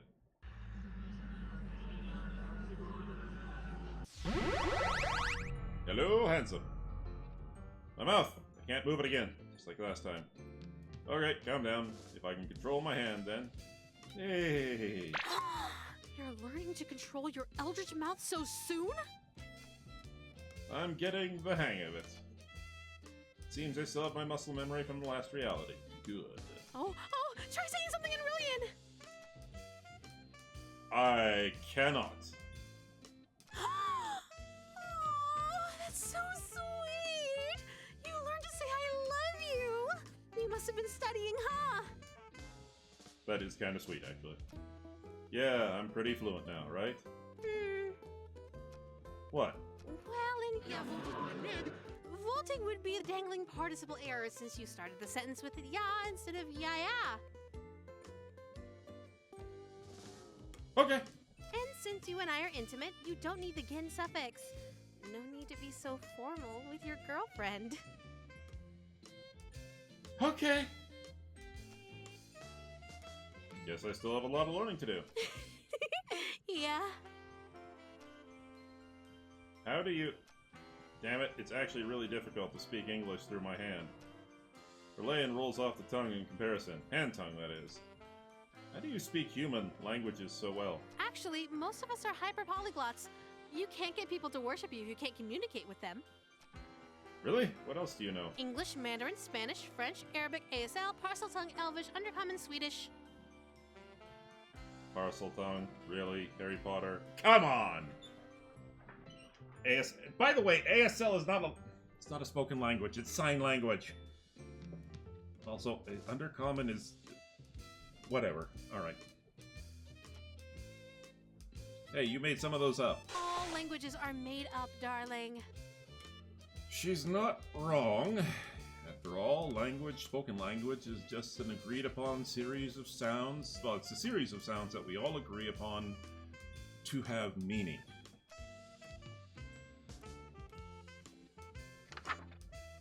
Next page. Aww.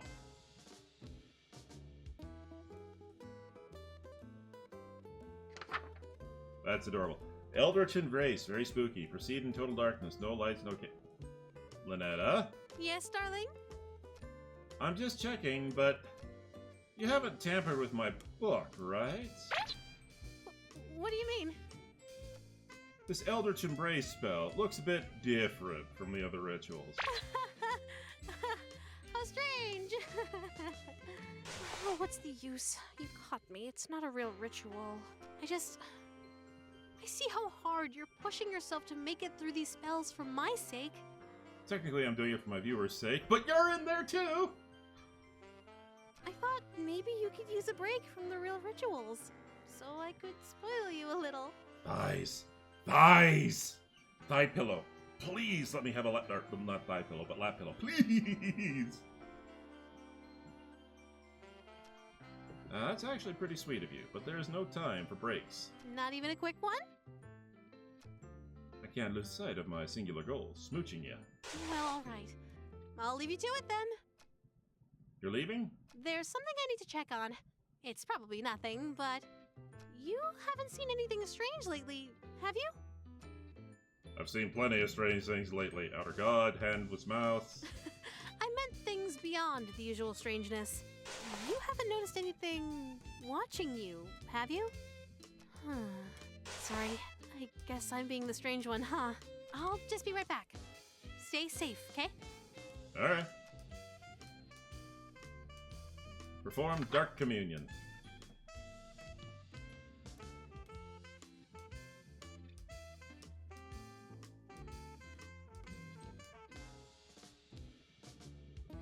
That's sweet, by the way. That is just very, very sweet. Yes. We'll have consequences. Let the room be well lit. Okay.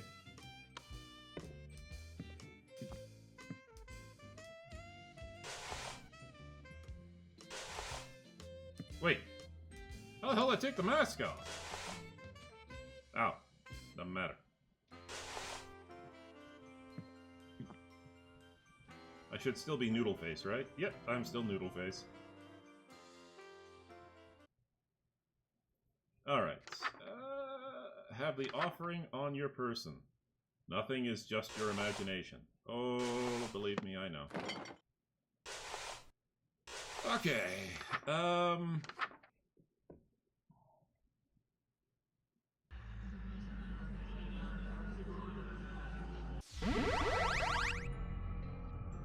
Delicious. Just as perfect as last time.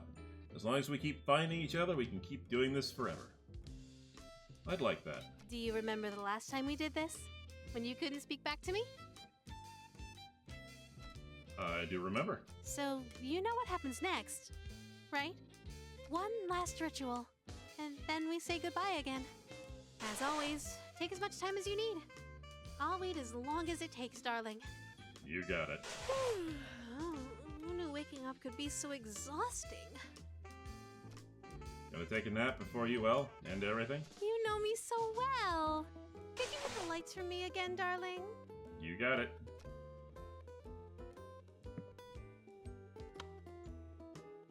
Huh. Okay. Last one. Final pledge. Oh, I have it on my person, right? Exactly.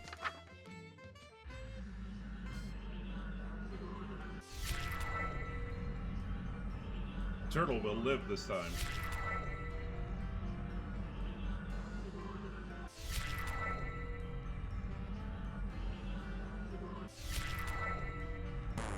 Too fast. Wait! What?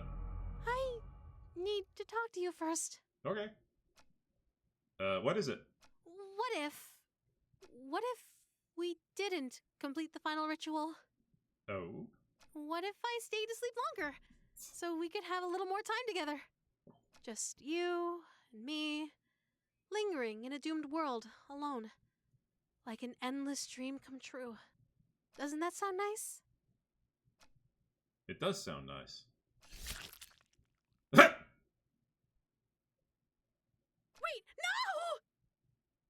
no! Aw. We were finally going to be together forever! We would have been so happy!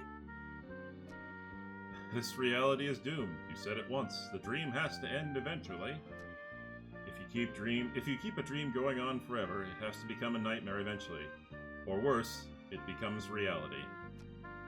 Take a look at the world around us, and take a good look at me. Is this what you want our reality to be like?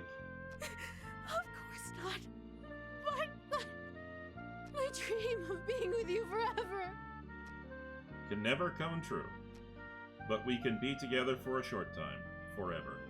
But I'm not ready to say goodbye again.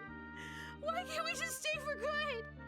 Why can our time together only be brief meetings and long farewells? What if we're saying goodbye forever? If I'm your dream guy, then there's no way this is goodbye forever.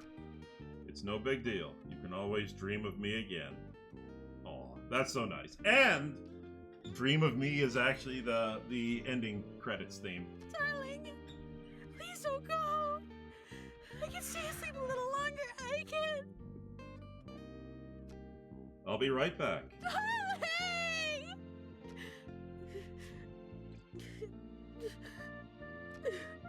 I feel bad. Like I do. I really do feel bad. Carly, thank you for giving me a dream wonderful enough to remember clearly. Aww.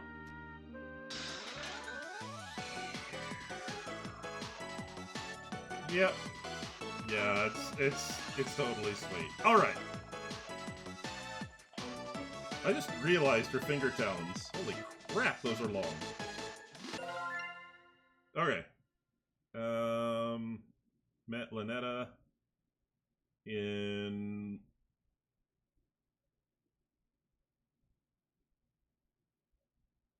Oh, weird, but okay. True endings. 1 of 2. Yes, okay, so invoke the depths. Home sweet home. Alright. Wait. What? No. What? Right! Okay. Alright, so we're back with Eldritch Mouth. Yep. Okay. So now, it's time to chase after the Goldie girl. Okay, perform Masquerade. Makeup guide. Backstage in an enclosed room with a mirror. Prepare the host for scene 2 by doing the following. Apply the masquerade mask. Adorn the host. Okay. Apply masquerade mask. Adorn robes. And I already have the knife on my person. Nice. Okay.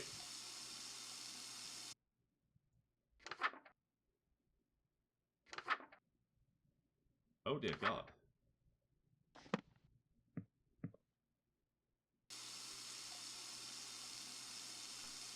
Alright, looks like everything is in place. I feel all gussied up, even for me. This outfit's pretty loud. But even so, the beauty of this whole ensemble is out of this world. If Lynetta is showering in here, I better meet with Esther in the other room. All I have to do is stand where the planet's light can reach me, and... I already know what you're gonna say, Your Highness. Yellow is more your color than mine, but I still look pretty good, right? You clean up well. I'm impressed. You'd be presentable before my royal court in that. It's a pretty snug fit. The mask almost feels alive, like it's molding to fit my face perfectly. Quite the opposite, dearest. Your face is molding to fit the mask. I feel a twist of metal digging into my temples. It's stuck to my face somehow. Ow! Ow! This really won't come off! I may have failed to mention that we reenact the play with deadly accuracy. I don't like the deadly part. From this point on in the play, your character never removes his mask. So neither shall you. Fair enough. This surely shouldn't be a problem for someone who is planning to be my eternal servant. Correct? I can't even blink anymore. My eyelids are stretched to meet the indifferent metal of the eye holes. The mask That would and be your painful. face have become one. Your every pore is now gilt in gold. At least I won't have to worry about acne. This is... What, do I have to wear this to work? When I see family? When I see Lynetta? Wait a minute. Those strange people outside, they all had masks stuck to them too. Are they past followers who became Esther's servants? Is that going to be my fate? A little bit late to worry about that, big guy. Foot tentacles. I can get into that. Hey, Esther. Don't do that! What? All I did was say hello. Don't speak my name, dearest.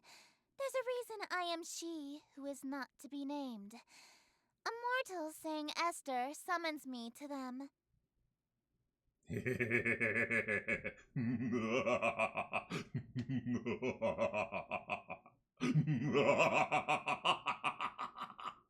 Anyway.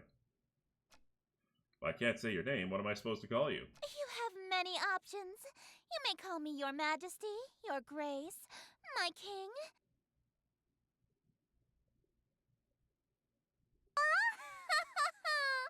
You could even call me Your Royal Highness if you're feeling particularly subservient. Yeah, I'll just call you Cotton.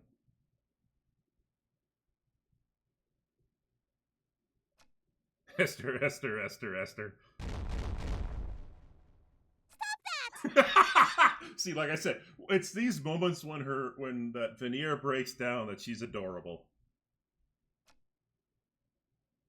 What is it now? I was just thinking, you know how saying your name summons you? Yes, what of it? There's an old myth that saying Bloody Mary in the mirror 3 times at midnight summons an angry demon to your room. Really?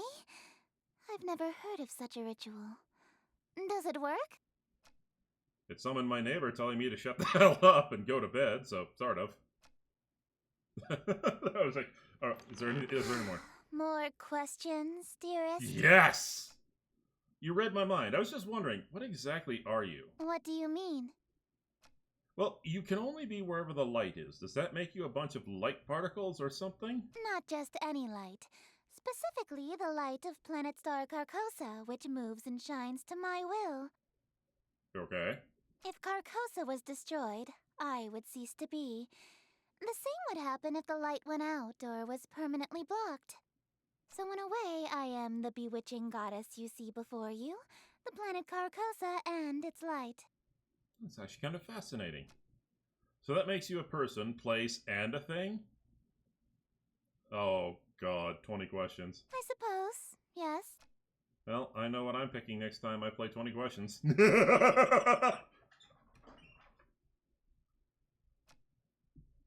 Is there anything... So, Lynetta is your sister? Half-sister. One of our parents is the same. Though we have the same grandparents, so cousins is also technically accurate. Oh, joy! European-style inbreeding. Lovely. Wait, your grandparents are the same, so both you and Lynetta's parents are related to each other by blood? I suppose so. Why? You're inbred? Purebred! Term is purebred, dearest. Oh boy, I'm sure the Habsburgs thought the same thing. After all, there's only about 50 of us total, not unlike a pantheon of gods. In Greek mythology, Zeus and Hera, husband and wife, were siblings. This kind of thing is only natural when godhood is involved. Oh, I see. Makes sense. You would do well to remember that ethics, taboos, and social norms between gods are not like yours, huh? Things aren't so white and black in the outer cosmos.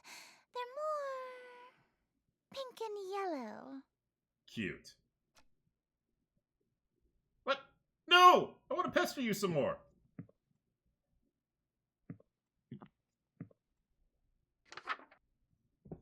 Okay.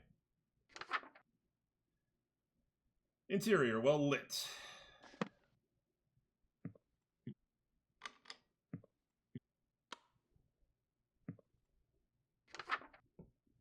All right.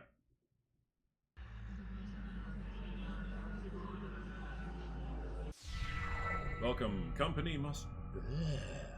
Welcome, company much... Tongue twister. Welcome, company much cherished. May my loneliness thus perish. To this evening we shall share, which would be wasted by myself. No attendants have arrived tonight, alas, beside thyself, but I'll be beside myself when the king reveals himself. Lay thine hands upon my bodice, for before you stands a goddess. Know this guest of goldenrod is merely the first of the night. Okay. Let us drink to your great wealth and family and life, lasting till your afterlife. I'll be yours once he arrives.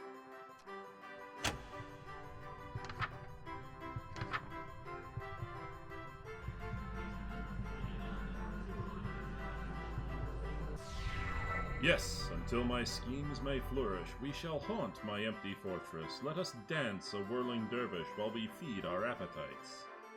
By the morrow we shall know if the king came tonight.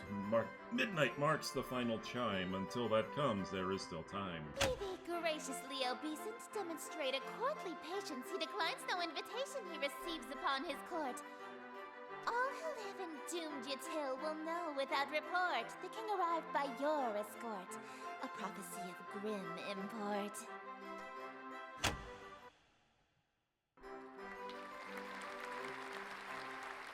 Alrighty then. An immaculate performance, dearest. Bravissimo. Okay. There's only one more scene to reenact, and then this world will be mine. Alright. I probably should have asked before we got to the final act, but this play isn't a tragedy, right? No, it's not. The ending is actually quite hilarious. Oh, that's actually a huge relief. What happens? Your character is slain, and all of his wishes come true in an unexpected way. Ah, so it's a Greek tragedy then. I think.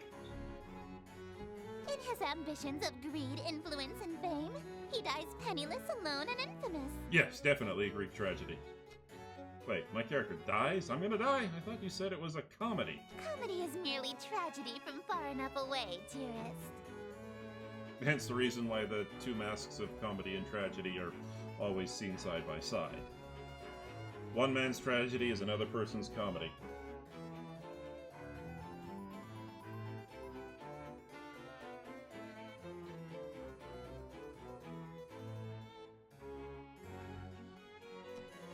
Is she implying that she thinks my death would be funny?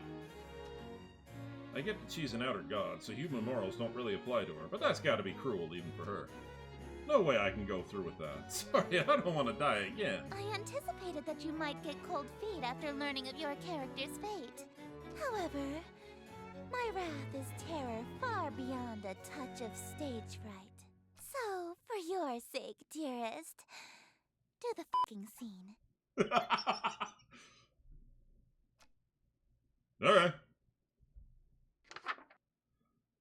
Oh, can I pester her again? No, I can't.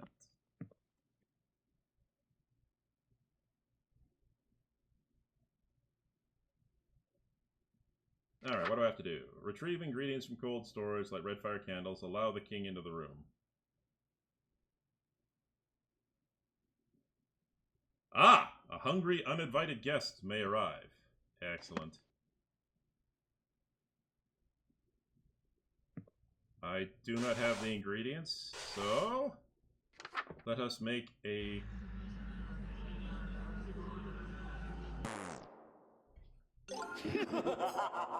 What? Now hang on!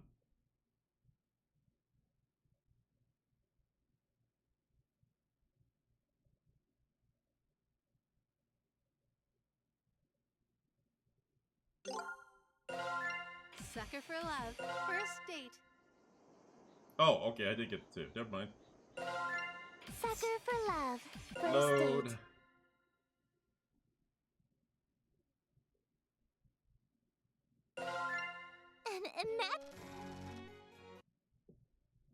Okay, so get the stuff from cold storage, red fire candles, allow the king into the... Oh, hey, there you are. Hey, Esther. Ah! Alright, so she is in the room. Like, she does look kind of cute like that. Or, well, she looks beautiful in that way. And yes, even with the tentacle feet. Hey. Don't any of you people give me crap. I was willing to go after, like, I would be totally willing to make moves on Hinoa and Hinata from Monster Hunter Rise, and they're Wyverians. So they have the weird Wyverian feet, and I'm totally okay with that. Anyway. Ingredients from cold storage, red fire candles, king is in the room. Perfection.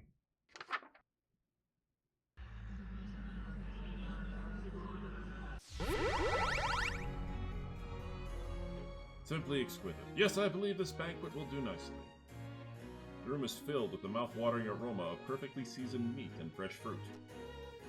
There must have been a magical component involved here, because I see no less than 3 of my favorite dishes. Esther is strutting towards my bed. Surely you don't intend to merely watch me eat. Sorry, I didn't think she was gonna let me have any. Don't mind if I do. That's not what I meant. Instead of watching me eat this feast, you'll feed it to me. I'm totally fine with this. What was that? It sounded like groans of murderous anger from outside the door. Uh-oh.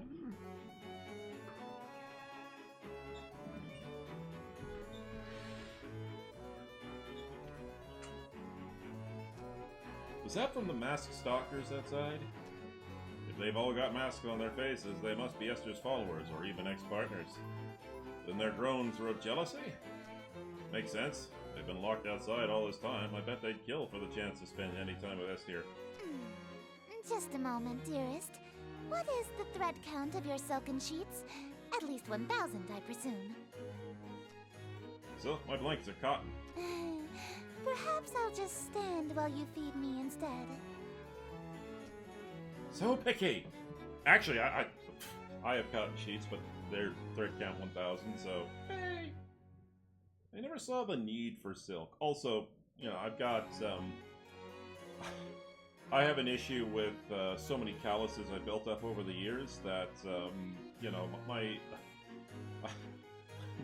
I can easily demolish sheets really quickly.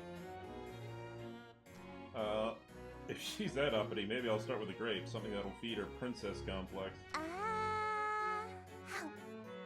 Aw, that's adorable. Delightful. I'm glad. Another. Hey, think I could have one of these? Dream on. My lips have already touched it. If you want an indirect kiss, you'll have to be more clever than that.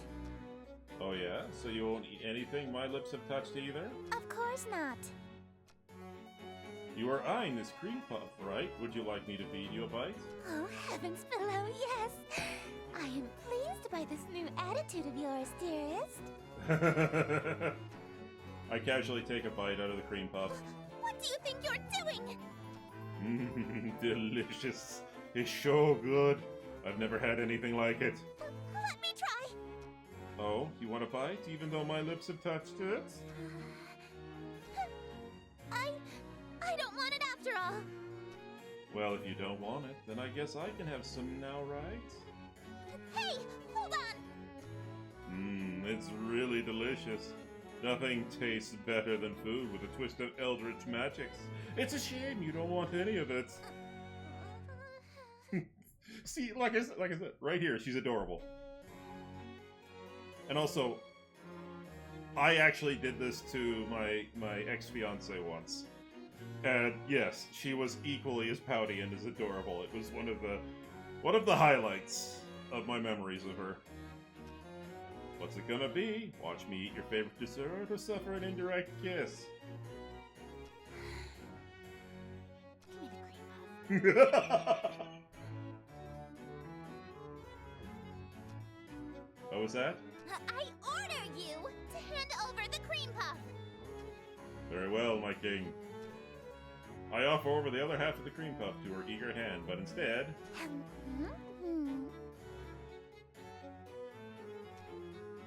I forgot I was hand-feeding her. Her lips are insanely soft against my fingers. It really is delightful. And this, boys and girls, is why Darling, well, gets the girl. She's damn cute when she drops her sadistic front. I know, she is! I do more, but I feel those husks staring jealous daggers into my back. They'll tear my head off if I let this go on. Shouldn't we save some of this for the play? It'll hurt the performance if we eat the entire set, won't it? I suppose. Very well. Let us resume the play.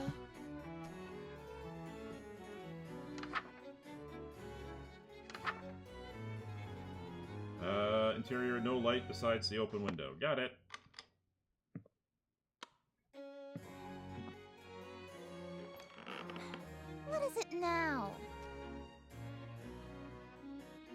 Oh, okay. Never mind. Damn.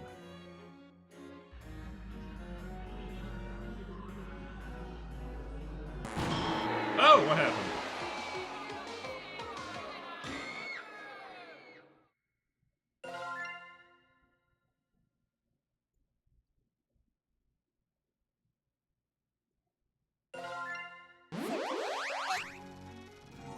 Quickly zip through this. Alright, so off. Off. The window is open.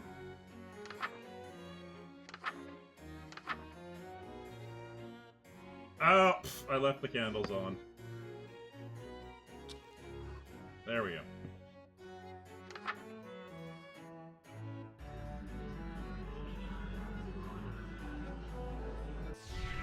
Damn the night, and morrow scornful, wicked morning, unremorseful, why torment? What? God damn it. Why tonight must I be mournful for ambitions unfulfilled? After all my preparations, all the daylight I have killed, why is it only us still? Oh, why are my wishes unfulfilled?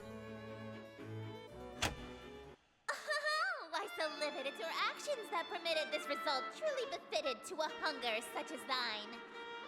Though your greed is grave and tomb and crypt in which you die, it's within your grease you fry. Dearest host, the end is nigh. Cool. Oh, my turn now? Wait, what?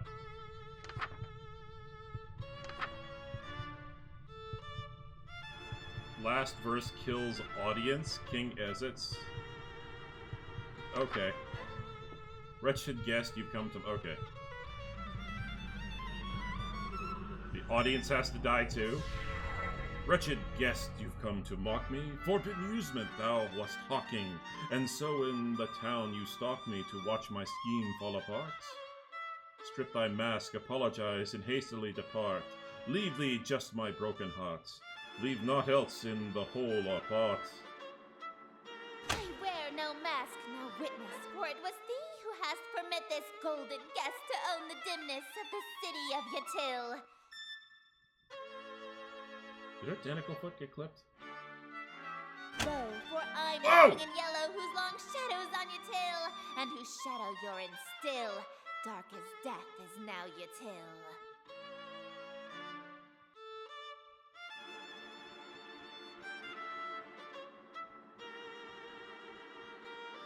Wait. Is that the hand reaching? Okay, whatever. Okay,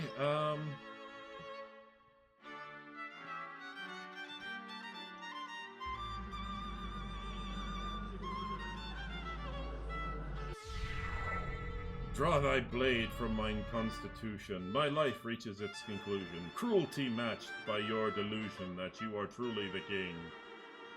Yes, you would have granted all my wishes, not forsaken me. If indeed you were the king, why would you have murdered me? But I've granted all your wishes. I'm afraid I disagree. All alone you are with all of your remaining family. And as vision turns to darkness, you have claim to all you see, and you'll wear that mask and robe for the rest of all your life indeed. And the strong will fall to illness, haunt Yatil with crypt-like stillness, and none left alive to witness my ascension to Yatil. And from the catacombs shall spill the cries of innocence laid still, ye heard from lady and from smithy and from throne to peasant mill. Cries unprecedented in the history of Yatil. Wails unlike they'll ever be again in dark Yatil. Yeah, voice actress was having fun, I can tell. That your invitations quill brought the king to Black Yatil.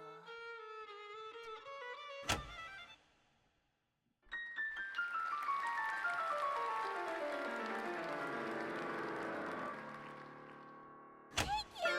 Oh, thank you! You're all too kind. Listen to that applause, dearest. The euphoria of a flawless recitation. Innumerable voices make up the cacophony of cheering outside my door. Fanatical revelry, screams of terror, and sadistic amusement, all amidst the thunderous applause. The king has come. Smiles, dearest, smiles! Aren't you proud of yourself? Why didn't you use a stage knife? I'm really bleeding out here. My blood streams from a gaping wound in my chest. My abdomen is unseamed. To ensure you stay in character, call it method acting, if you will. Oh, with sweet sorrow the curtain falls, and the show begins. The stage is now set for you to inscribe the yellow sign. Do this, and I will bestow upon you the smooch I promised. You mean the smooches you promised, plural. You said you'd give me two. Even now, that's really all you can think about? Lady, I'm dying for this. I'd better, if this is what my life is, worth, I'd better get both. Your world is about to be enslaved by a horror from beyond the stars. You're dying from a stab wound, and you're worried about smooches? Damn right. You are an interesting human. It is a pity that you'll soon cast away your individuality for me.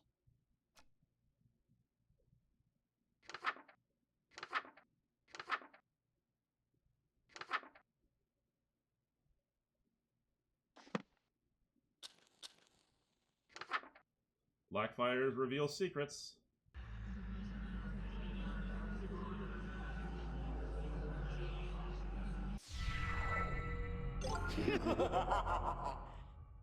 There we go.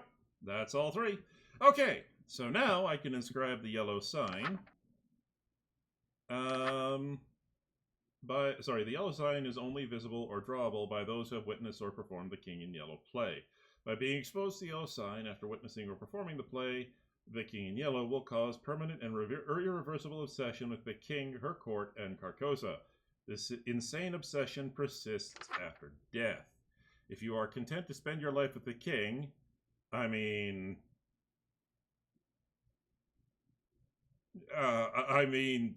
dying anyway.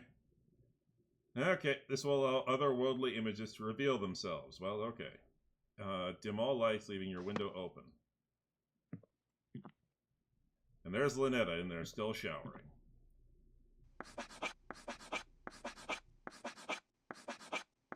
Behold, the yellow sign.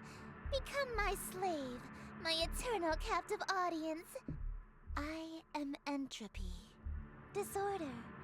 Where things are built tall, I appear to knock them down.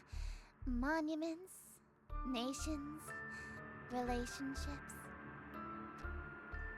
Some of these husks have wedding rings on their fingers. I steal the hearts and minds of the rich or powerful to break them, and litter my court with them like gold dust. But why me, of all people? I'm broke.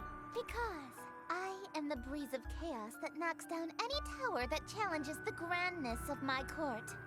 Your relationship with my sister was one of those things. Before, I only pursued you because you have a great deal of clout amongst the night-going crowd and shrewd, wealthy types. You would have been an incredibly powerful servant who would have been able to draw in countless wayward souls that meet my standards. At least, until that reality ended and you undid all of my hard work. All of my followers that I had stolen from Lynetta, gone in an instant. And I had no choice but to abandon that reality. There's nothing left to destroy if nothing exists, you see. But in this reality, I've stolen away her most powerful asset. You. Just as I've stolen every member of my entourage. All the husks. They're bleeding from their chest onto their elegant robes, just like me. All these people. Why? Why? Because it's what I do. No, I mean, why are they still here? Aren't they kind of third wheeling our moment here? Kick them out! Huh? Such a defiant tone. Why aren't you under the effects of the yellow sign? Were you unaffected? Did the spell fail? I don't feel any different. You're supposed to be obsessed with me! Ah, I already was since I first saw you. That's why your little spell didn't work. Blushing gasp. See? Like I said, cute. You can try and resist it all you want, but one way or another, you're my eternal slave from now on. Are you proposing to me? I accept. No, dearest, I'm not talking about marriage. What I'm talking about is catering to my every whim, anticipating my every desire, and living solely to please me. Yep, that's basically marriage. No! I'm talking about a servitude where you do nothing but kiss the ground I walk on and revere me for all of time. Yep. A servitude unlike anything on Earth, where you never so much as think of anyone else. Yep. No, we have that on Earth, and it's called marriage. It's different! How so? It's not. Is too! How so? It means no freedom. Forever. You are only permitted to do as I say. Yeah, that's basically how things went with my ex. Yep. And it means preparing every single one of my meals for me, whenever I so wish. And then having her tell me how she could have done it better. Yep, that sounds about right. And it means never being allowed to quit your servitude. You'll never be free of me so long as you live. Till death do us part? Yeah. Exactly. Yeah, okay, I'm sorry, but you're literally just describing being married. I mean, hey, if that's what you want, then I'm in. Let's get married. Dearest. And keep in mind, he's dying right now. You shouldn't. I stole you away. I ruined your relationship with Lynetta. I preferred you from the beginning. No, I didn't. I already broke up with Lynetta in the other reality, actually. I never did! I never explored that ending. Why are you being so persistent? You can't really want to marry me that badly. You're just trying to act all smooth so I give you your second smooch. Save it for our wedding day. You can't be serious, right? Yes. I love that expression. Just the look of abused confusion. It's like, what the hell is going on? Oh my god. Okay.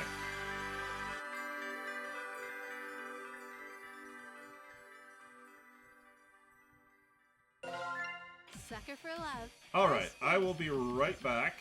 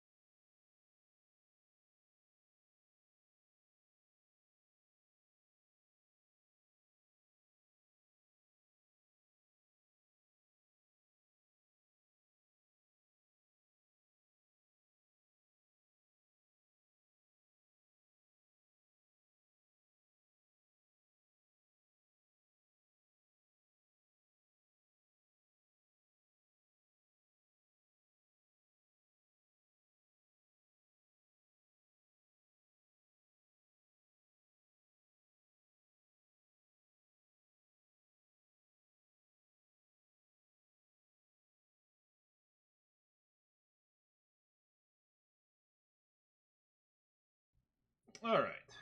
Let's get back to it. Okay, this is going to be the actual hard one.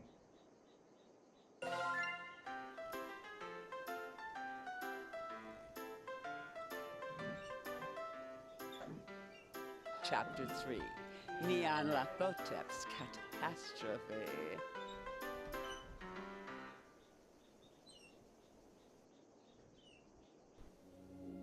Fear of the unknown is the single strongest fear of mankind.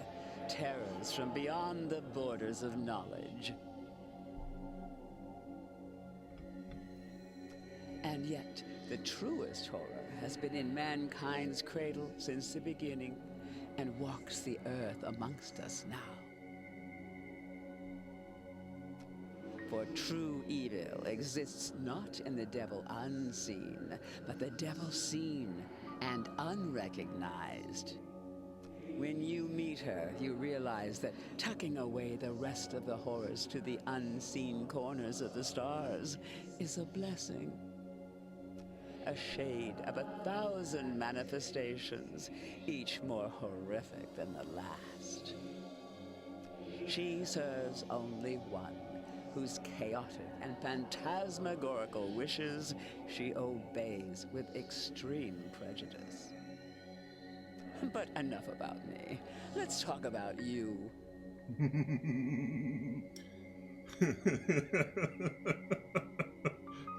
Hello, big lady.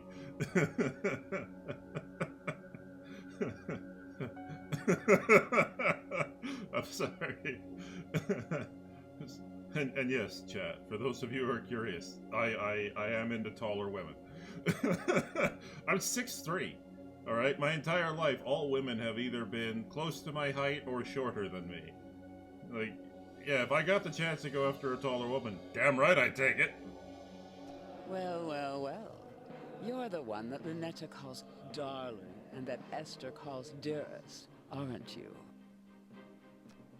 Hey, dog. This dread. It's like when I first met Lunetta, but this time it's sustained, like a state of constantly being breathless. The very air has become unfamiliar and alien to me. Saturated with infinite malevolence, it is impossible to breathe. The veil has been pierced and the outer cosmos has been revealed. Its limitless cruelty in the form of this avatar. Oh, sorry. The outer cosmos has revealed its limitless cruelty in the form of this avatar of insidious implication. Its very presence assails my mind, turning it against itself and all that is decent. There, at the terminal precipice, I learn that terror not only haunts, it nyans. Speak up. I'm an older god, so I'm a little hard of hearing. Are you or are you not the human that has been dating my nieces? Wait a minute. Is Nyan Lathotep the... Never mind. Normally I'd have an ounce of defiance in me, and I'd demand she introduce herself first. But now, I feel it in my very bones. I'm being talked down to by something far beyond me. Sorry, I just can't help but thinking about Markiplier. Oh my... I am. Good. Would you like a cup of hot tea? A cold glass of water? You're offering me something to drink? You've been through a lot.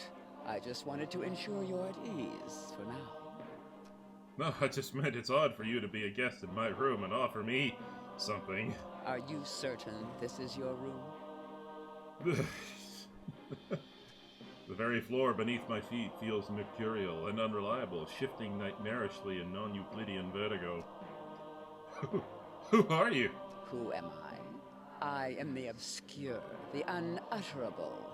I am the clawing chaos. Yeah? When mankind pushes out into the unknown, I am the unknown that pushes back. Oh, that growl. But, just like my troublesome nieces, you can just call me Auntie Nyan Nyan. Yes. Unlike with Lynetta or Esther, I can't overcome the unnerving presence overwhelming my senses. I feel violently sick. Never been visited by someone so high up in rank as me, have you? Silly question. There's only one that outranks me, and if you had met her, neither of us would still exist. Ominous vistas of terror open from every corner of my mind. I want to run, shrieking and wailing, and alas, I've nowhere to go. My, you're still holding on, eh? I expected you to last long enough to chat, but it seems you're nearing your limit. Let me offer you some words of assurance. I'm the last outer god you'll ever have to see. What? What do you mean? I mean that things are about to return to abnormal. Eldritch horrors will return to being obscure boogeymen that stalk unbeknownst to their prey. The veil shall be lowered again until the gate opens and mankind is eradicated. In other words, you'll never see me or my family ever again. No. No. Darling, you shall forever use the power of persistent simping. But why? Why do you want to split us up? Did you know that even amongst gods there are things that are strictly taboo?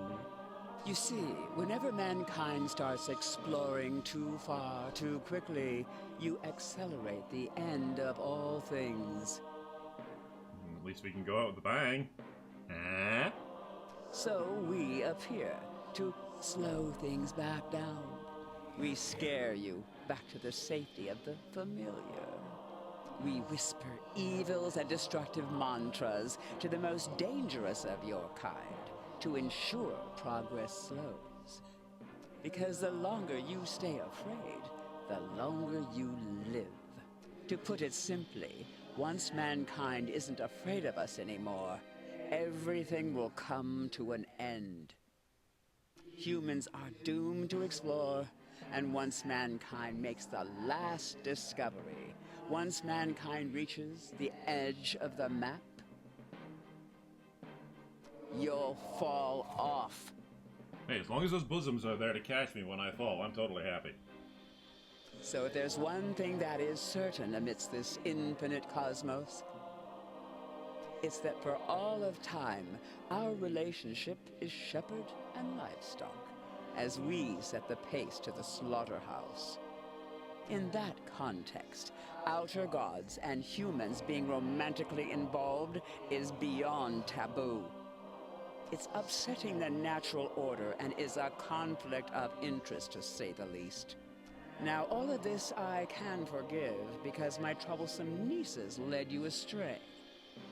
I know you didn't mean to participate in such a grave taboo, right? No, I meant to. I guess I didn't know. Good. Then we can work together to ensure it'll never happen again. No. It ain't wrong. I ain't sorry, and it's definitely gonna happen again. You're familiar with these books, yes? I had one made for just this occasion. Do what needs to be done.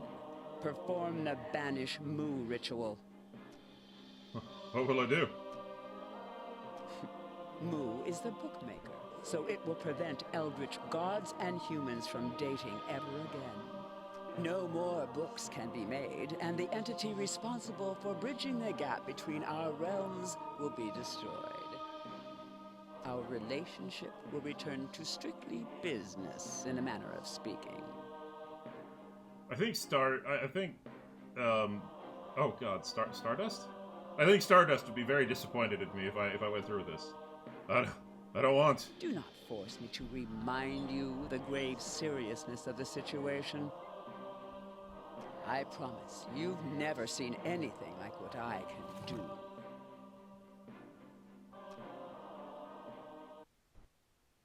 But if you kill me, there'll be nobody to perform the ritual, which means you're screwed anyways! Smooch. Well, what are you waiting for? Perform the ritual. Smooch first. I had a question first. What is it? How come you're so tall? The other gods I've met didn't have so much trouble standing in my bedroom. I'm not always this tall. Sometimes I'm shorter, sometimes I'm taller. I have over 1,000 forms. And this one is a 2-story tall cat girl in high heels? 37 of my forms are. Fair enough. What exactly are you? Well, when it comes to the unknown, trying to explain something is a good way to ensure you'll never understand it. Huh? Let me make an example. How about love? Why don't you try to explain love to me? I'm pretty sure there are several songs I could choose from here, but let me try be scientific. Well, I guess it's like chemicals in my brain that tell me to instinctively pass on my genes. Is that what it felt like to date my nieces? To smooch them? Some mere chemicals in your skull? I love the way she says skull. It's... Hell no! Do you see now? The more you try to explain love on a technical level, the further you get from what it actually feels like. Want to try experimenting with me? Huh? And the more you try to understand what I am, the less you'll know.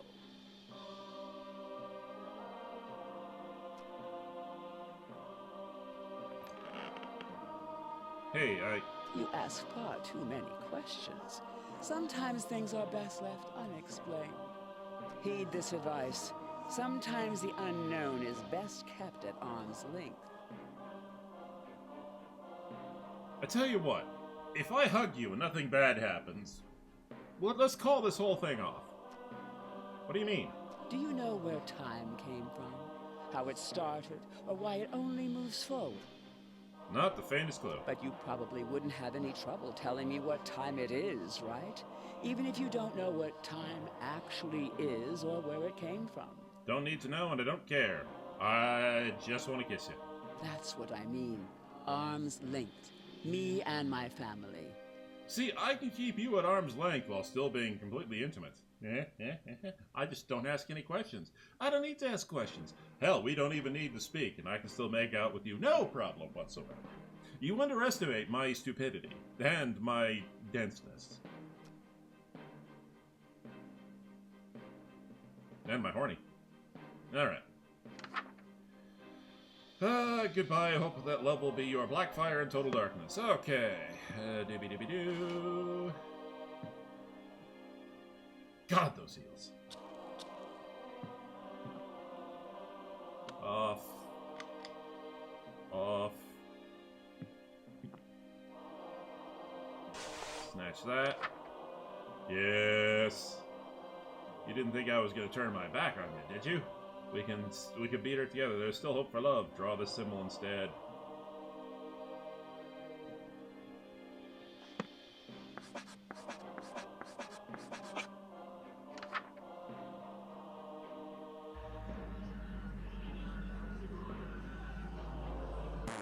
Looking for this, dog?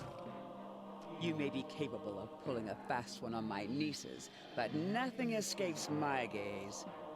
I think you'll find it quite impossible to cast that counter-evil without this amulet. Now, my stray sheep, it's time I shepherd you back in line. But first...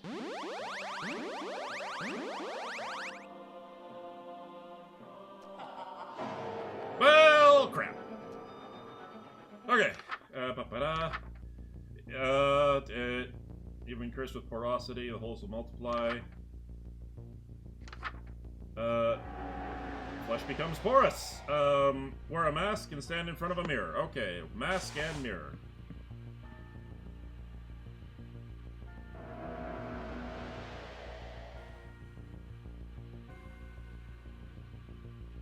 Damn it.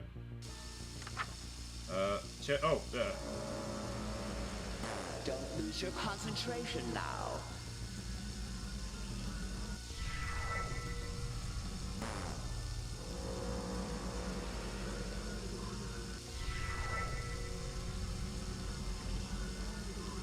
Do you believe your mind is still on your side?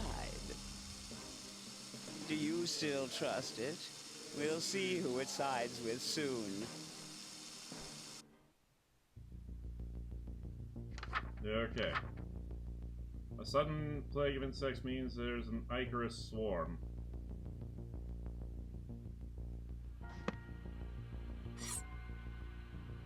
Okay.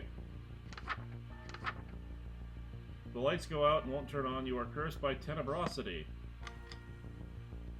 Have that on. Oh, oh, god damn it.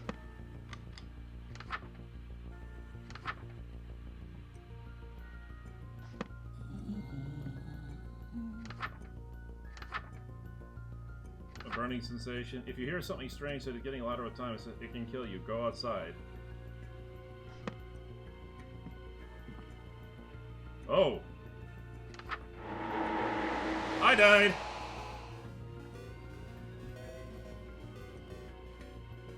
Oh.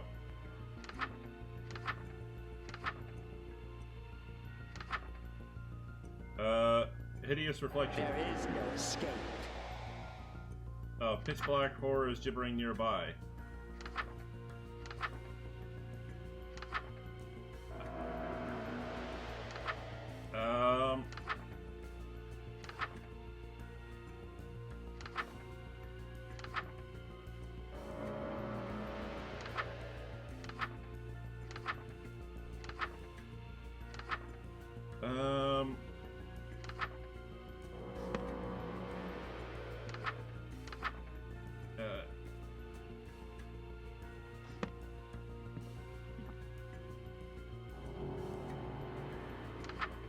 That wasn't what I needed.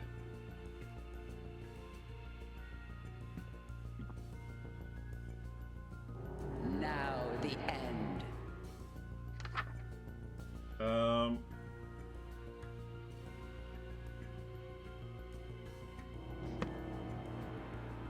Okay, I seem to be cursed with tenebrosity. Alright.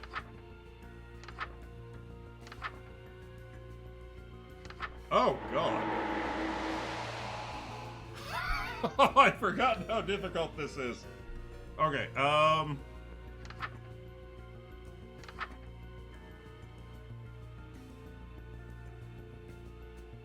There is no escape.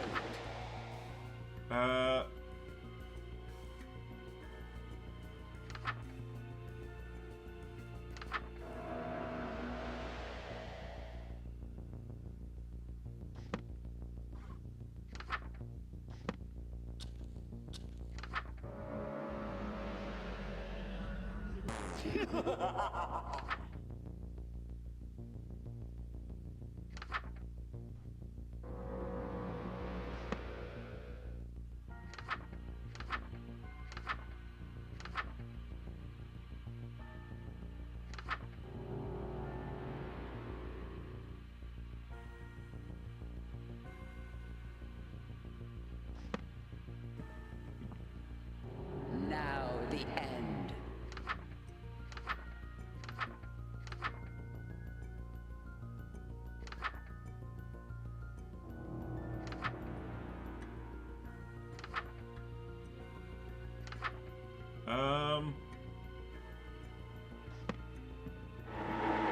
I don't know what that one was.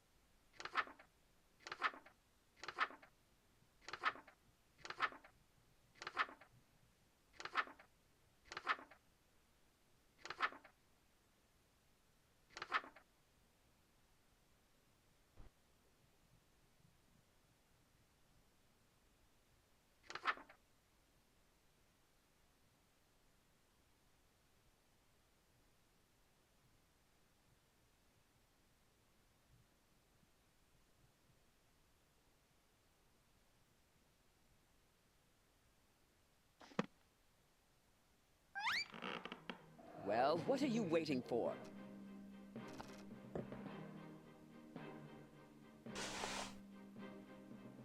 Okay, so there's only one that requires a symbol, so I will have that one.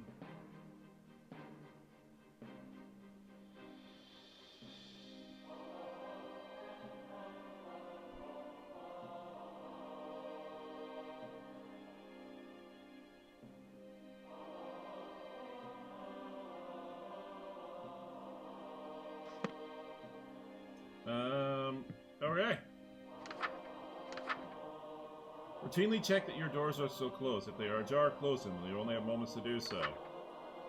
Wait. If you start to turn invisible while you move, you are being spirited away. They are looking for you. Do not bother hiding. Pretend to be alive by standing in a room as well lit as possible, remaining perfectly still.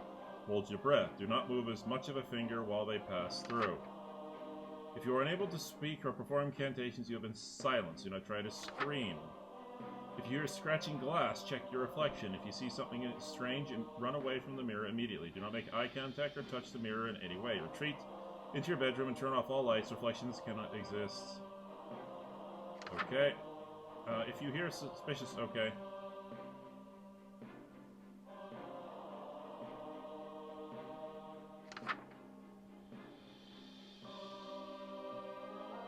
Never trust any written words besides mine. If writing has begun to appear anywhere in your home, writing on the wall is after you. Ensure that there is no writing on your body.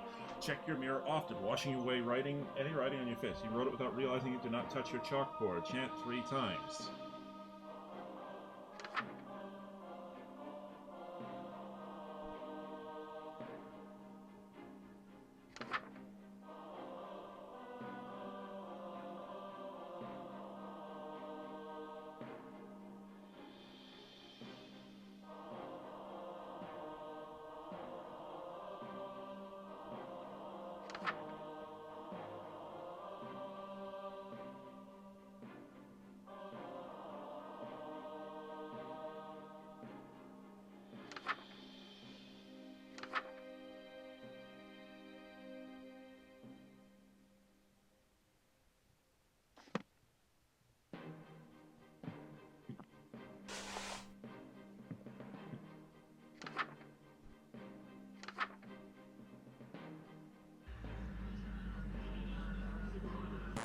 Look. Alright, let's do this.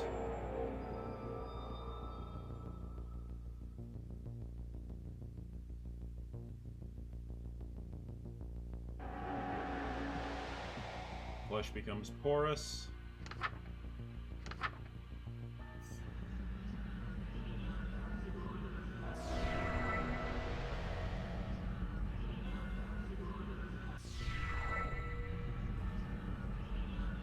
Do you believe you're mine?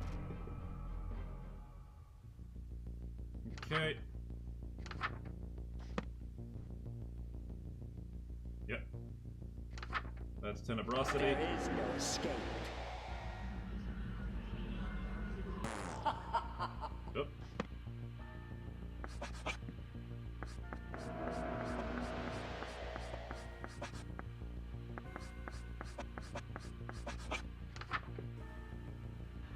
Don't lose your concentration now.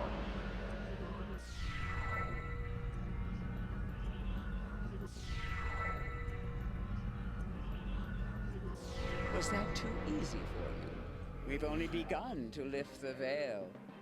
Let's see how you handle the next one, dog. I've walked the earth while man was still rocking in its cradle. I know not only what scares you, but what terrified every single one of your ancestors. No, it's not. You are being spirited away.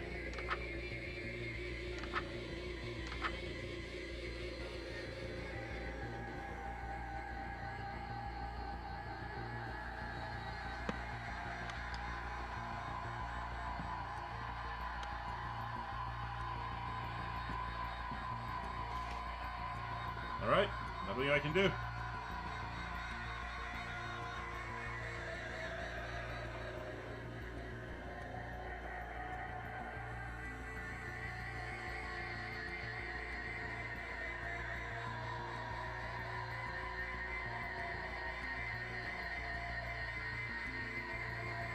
Here's an eye-opener for you.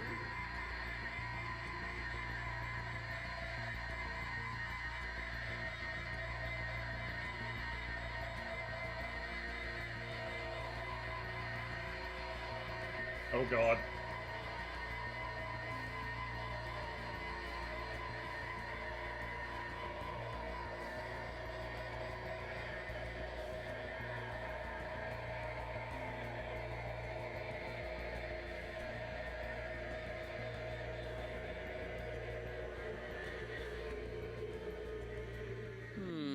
expected those to be a challenge. These next horrors won't be so easy to dispel. Your voice won't be heard again. I've been silenced.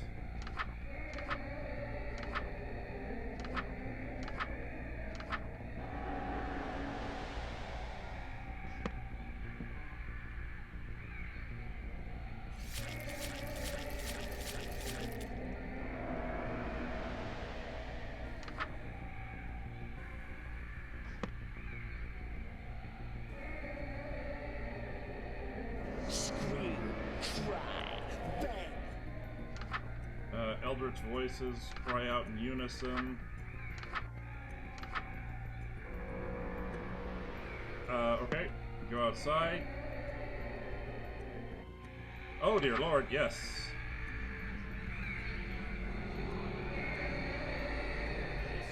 Starting to have trouble?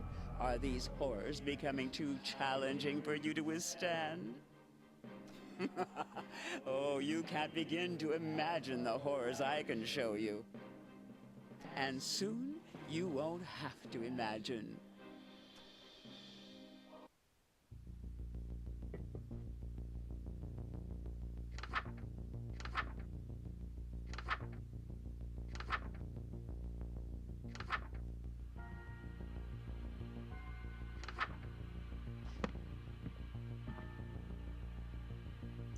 Cute.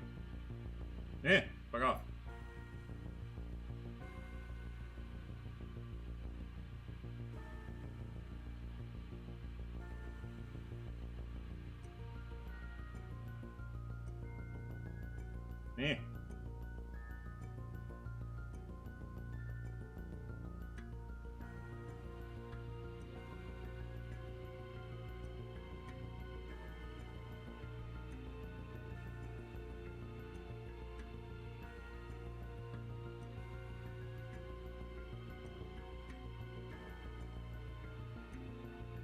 Do I have to smack you, old man?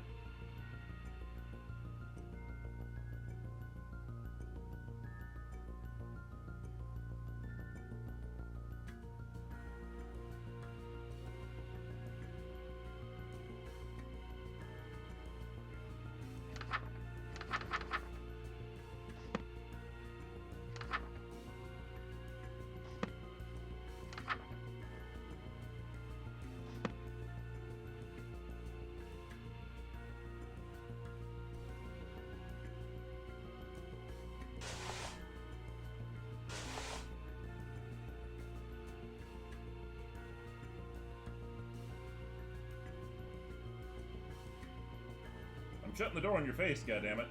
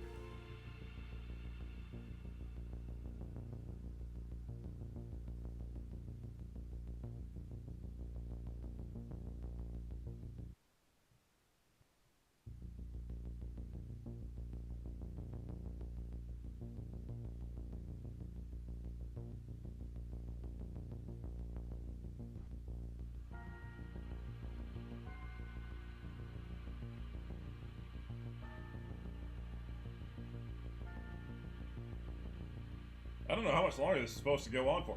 Will you fuck off?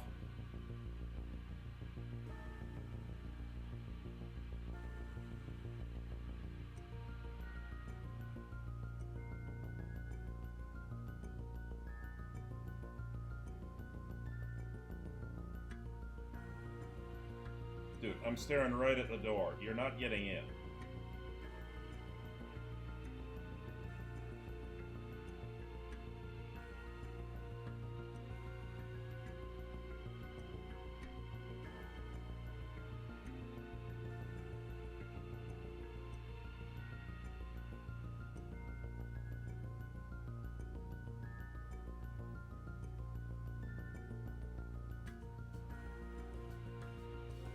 Is the game borked?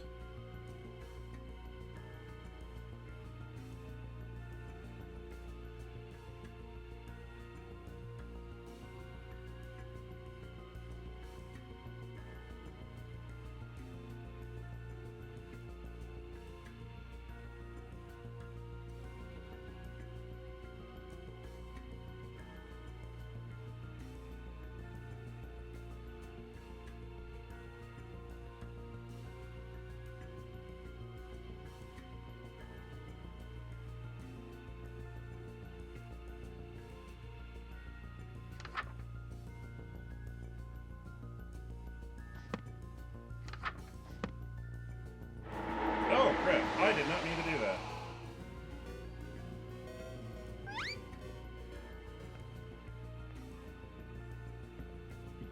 Sounds of scratching glass nearby. Oh, God, no.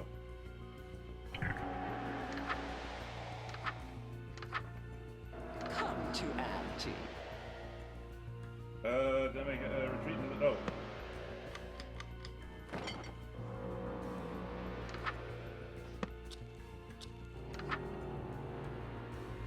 I wouldn't put that book down if I were you. Haven't surrendered yet, dog? I'm impressed. You've got backbone for a human of your age. Thank you. But I doubt your will to survive will last much longer. What's that outside your window? Oh, God, that's writing on the wall.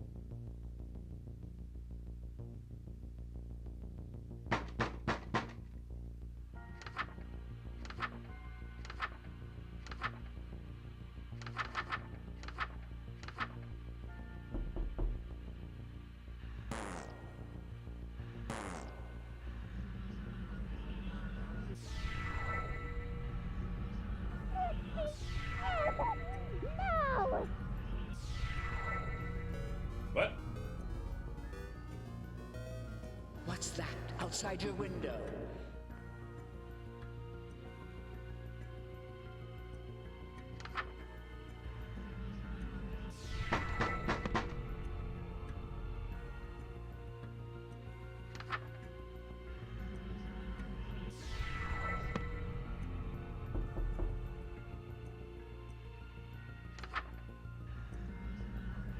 You think I'll let you become a legend?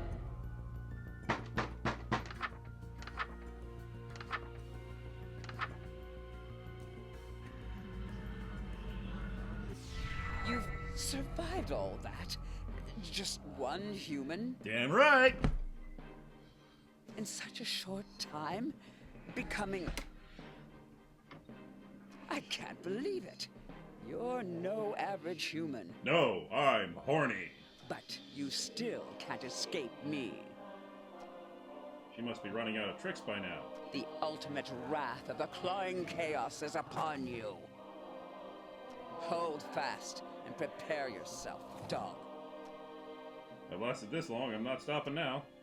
I'm not afraid. Then you lack imagination. I'm scared.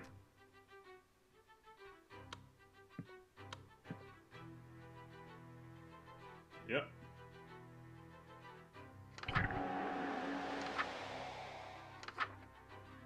Come to Auntie.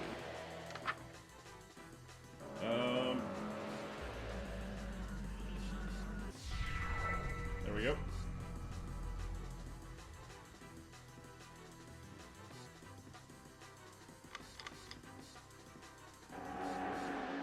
Flesh becomes... Oh, now we're just... Yeah.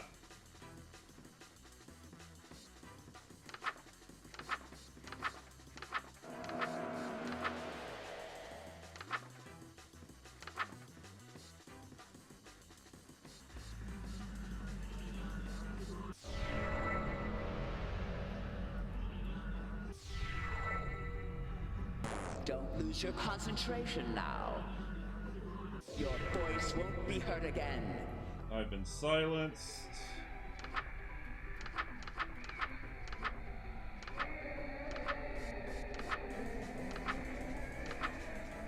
Right.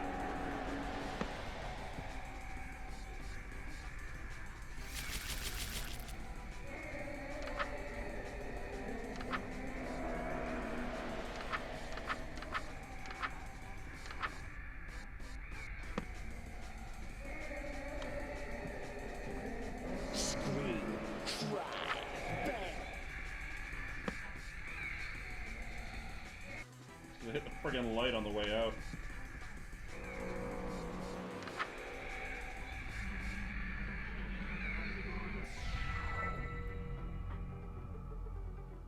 Oh, fucking... The shadows. There is no escape.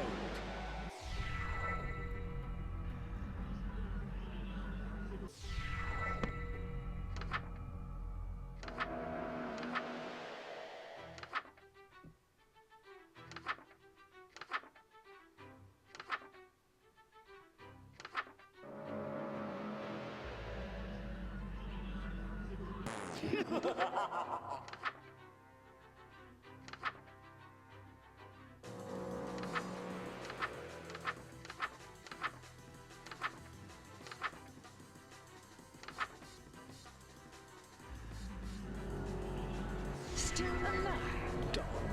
Oh, it was 3 times. Oh. Fulbright.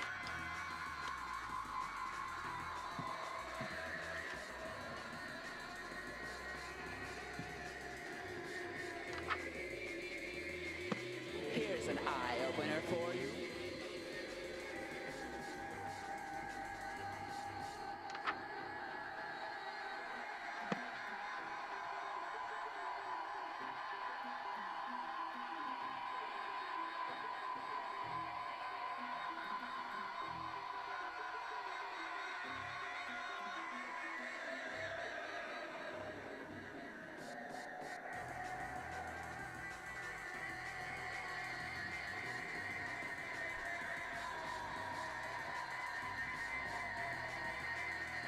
What's that outside your window?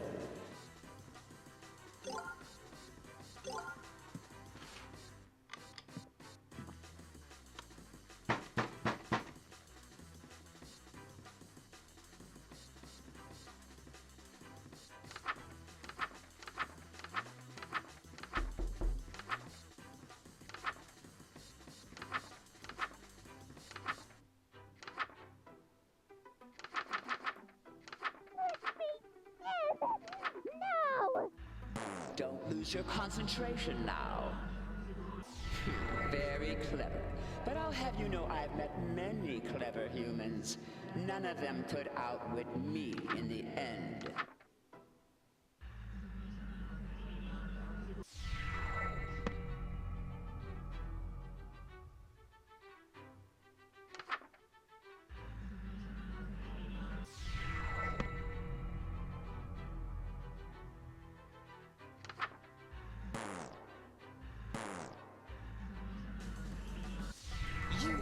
You're still standing? How?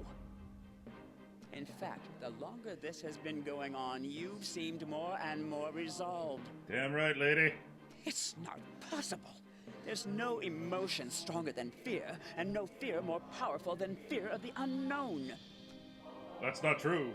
Humans don't fear the unknown, never have. If you think we do, you haven't been paying attention. Even sailors, the most superstitious humans who ever walked the earth, set sail to the edges of a world they were sure was flat and inhabited by sea monsters. We've been inventors, explorers, astronauts, hell. We take holidays to places we've never been to for fun. You're not even stuttering anymore. Why aren't you cowering before me? Because you were wrong, Auntie Nyan Nyan. There's one emotion stronger than fear. There's one feeling that every living thing knows, and it's way stronger than fear. It can't be. It's love. No, fool! It's lust! What? Oh yeah. The power of horny cannot be denied. You think the male praying mantis knows fear while he's getting some? Hell no! Ridiculous. You're saying pure lust is keeping you from being scared of me? Damn right. Heh, ever heard of the suspension bridge effect? They say when two people face danger together, they fall in love. Not when one of them is the danger. Don't you understand the cruel indifference of the infinite cosmos? Don't you understand the cruel indifference of my boner? Your world, your reality, everything you That sounded know darker and than I intended love, it to. it's all meaningless and could vanish in an instant. Even as we speak, Your sun spins around the precipice of terminal oblivion. Ha, idiot. There's only one thing that's... The only thing the sun spins around is the Earth and every human on it. And that's not all. There's more you don't realize. You really think I'm meaningless because I'm human, right? You think I'm the lowest of the low, an insignificant speck not worthy of any attention. And yet here I am, in your dream. I've got that right, don't I, Auntie Nyan Nyan? If I'm here with you, it's because you're dreaming about me. It means I'm in your head just as much as you're in mine.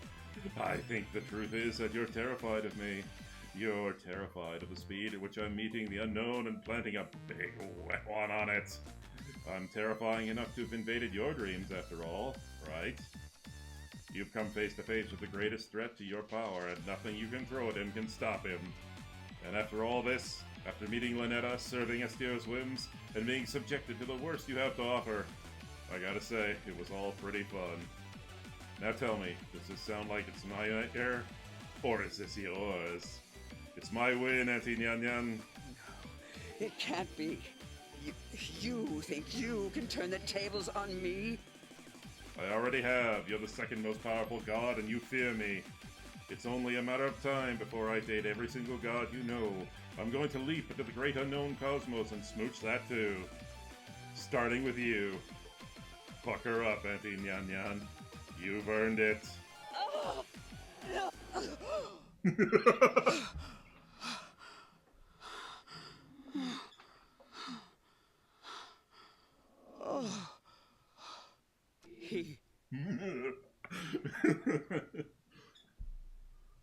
He escaped from me.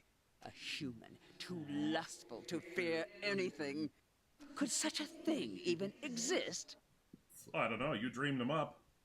What horror! As soon as any of us dreams again, he undoubtedly will return to haunt our hearts once more. Oh, I'm never getting a good night's sleep with him on the loose. Auntie Nyan Nyan.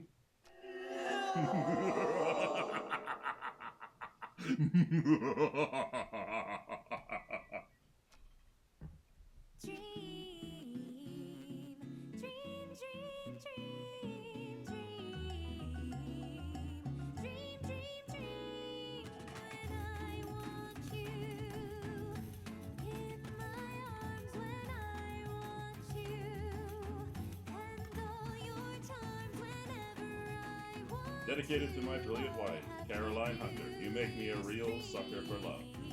Well, that's it for me for the night. Take it easy, everybody. I will see you tomorrow for Warhammer 40k, unless something happens and work calls me in to do something that'll keep me going late. And then, of course, tune in Friday, where Ben and I once again bang our heads against the stone wall that is the Ashlands. Have a good one, ladies and gentlemen. See you tomorrow.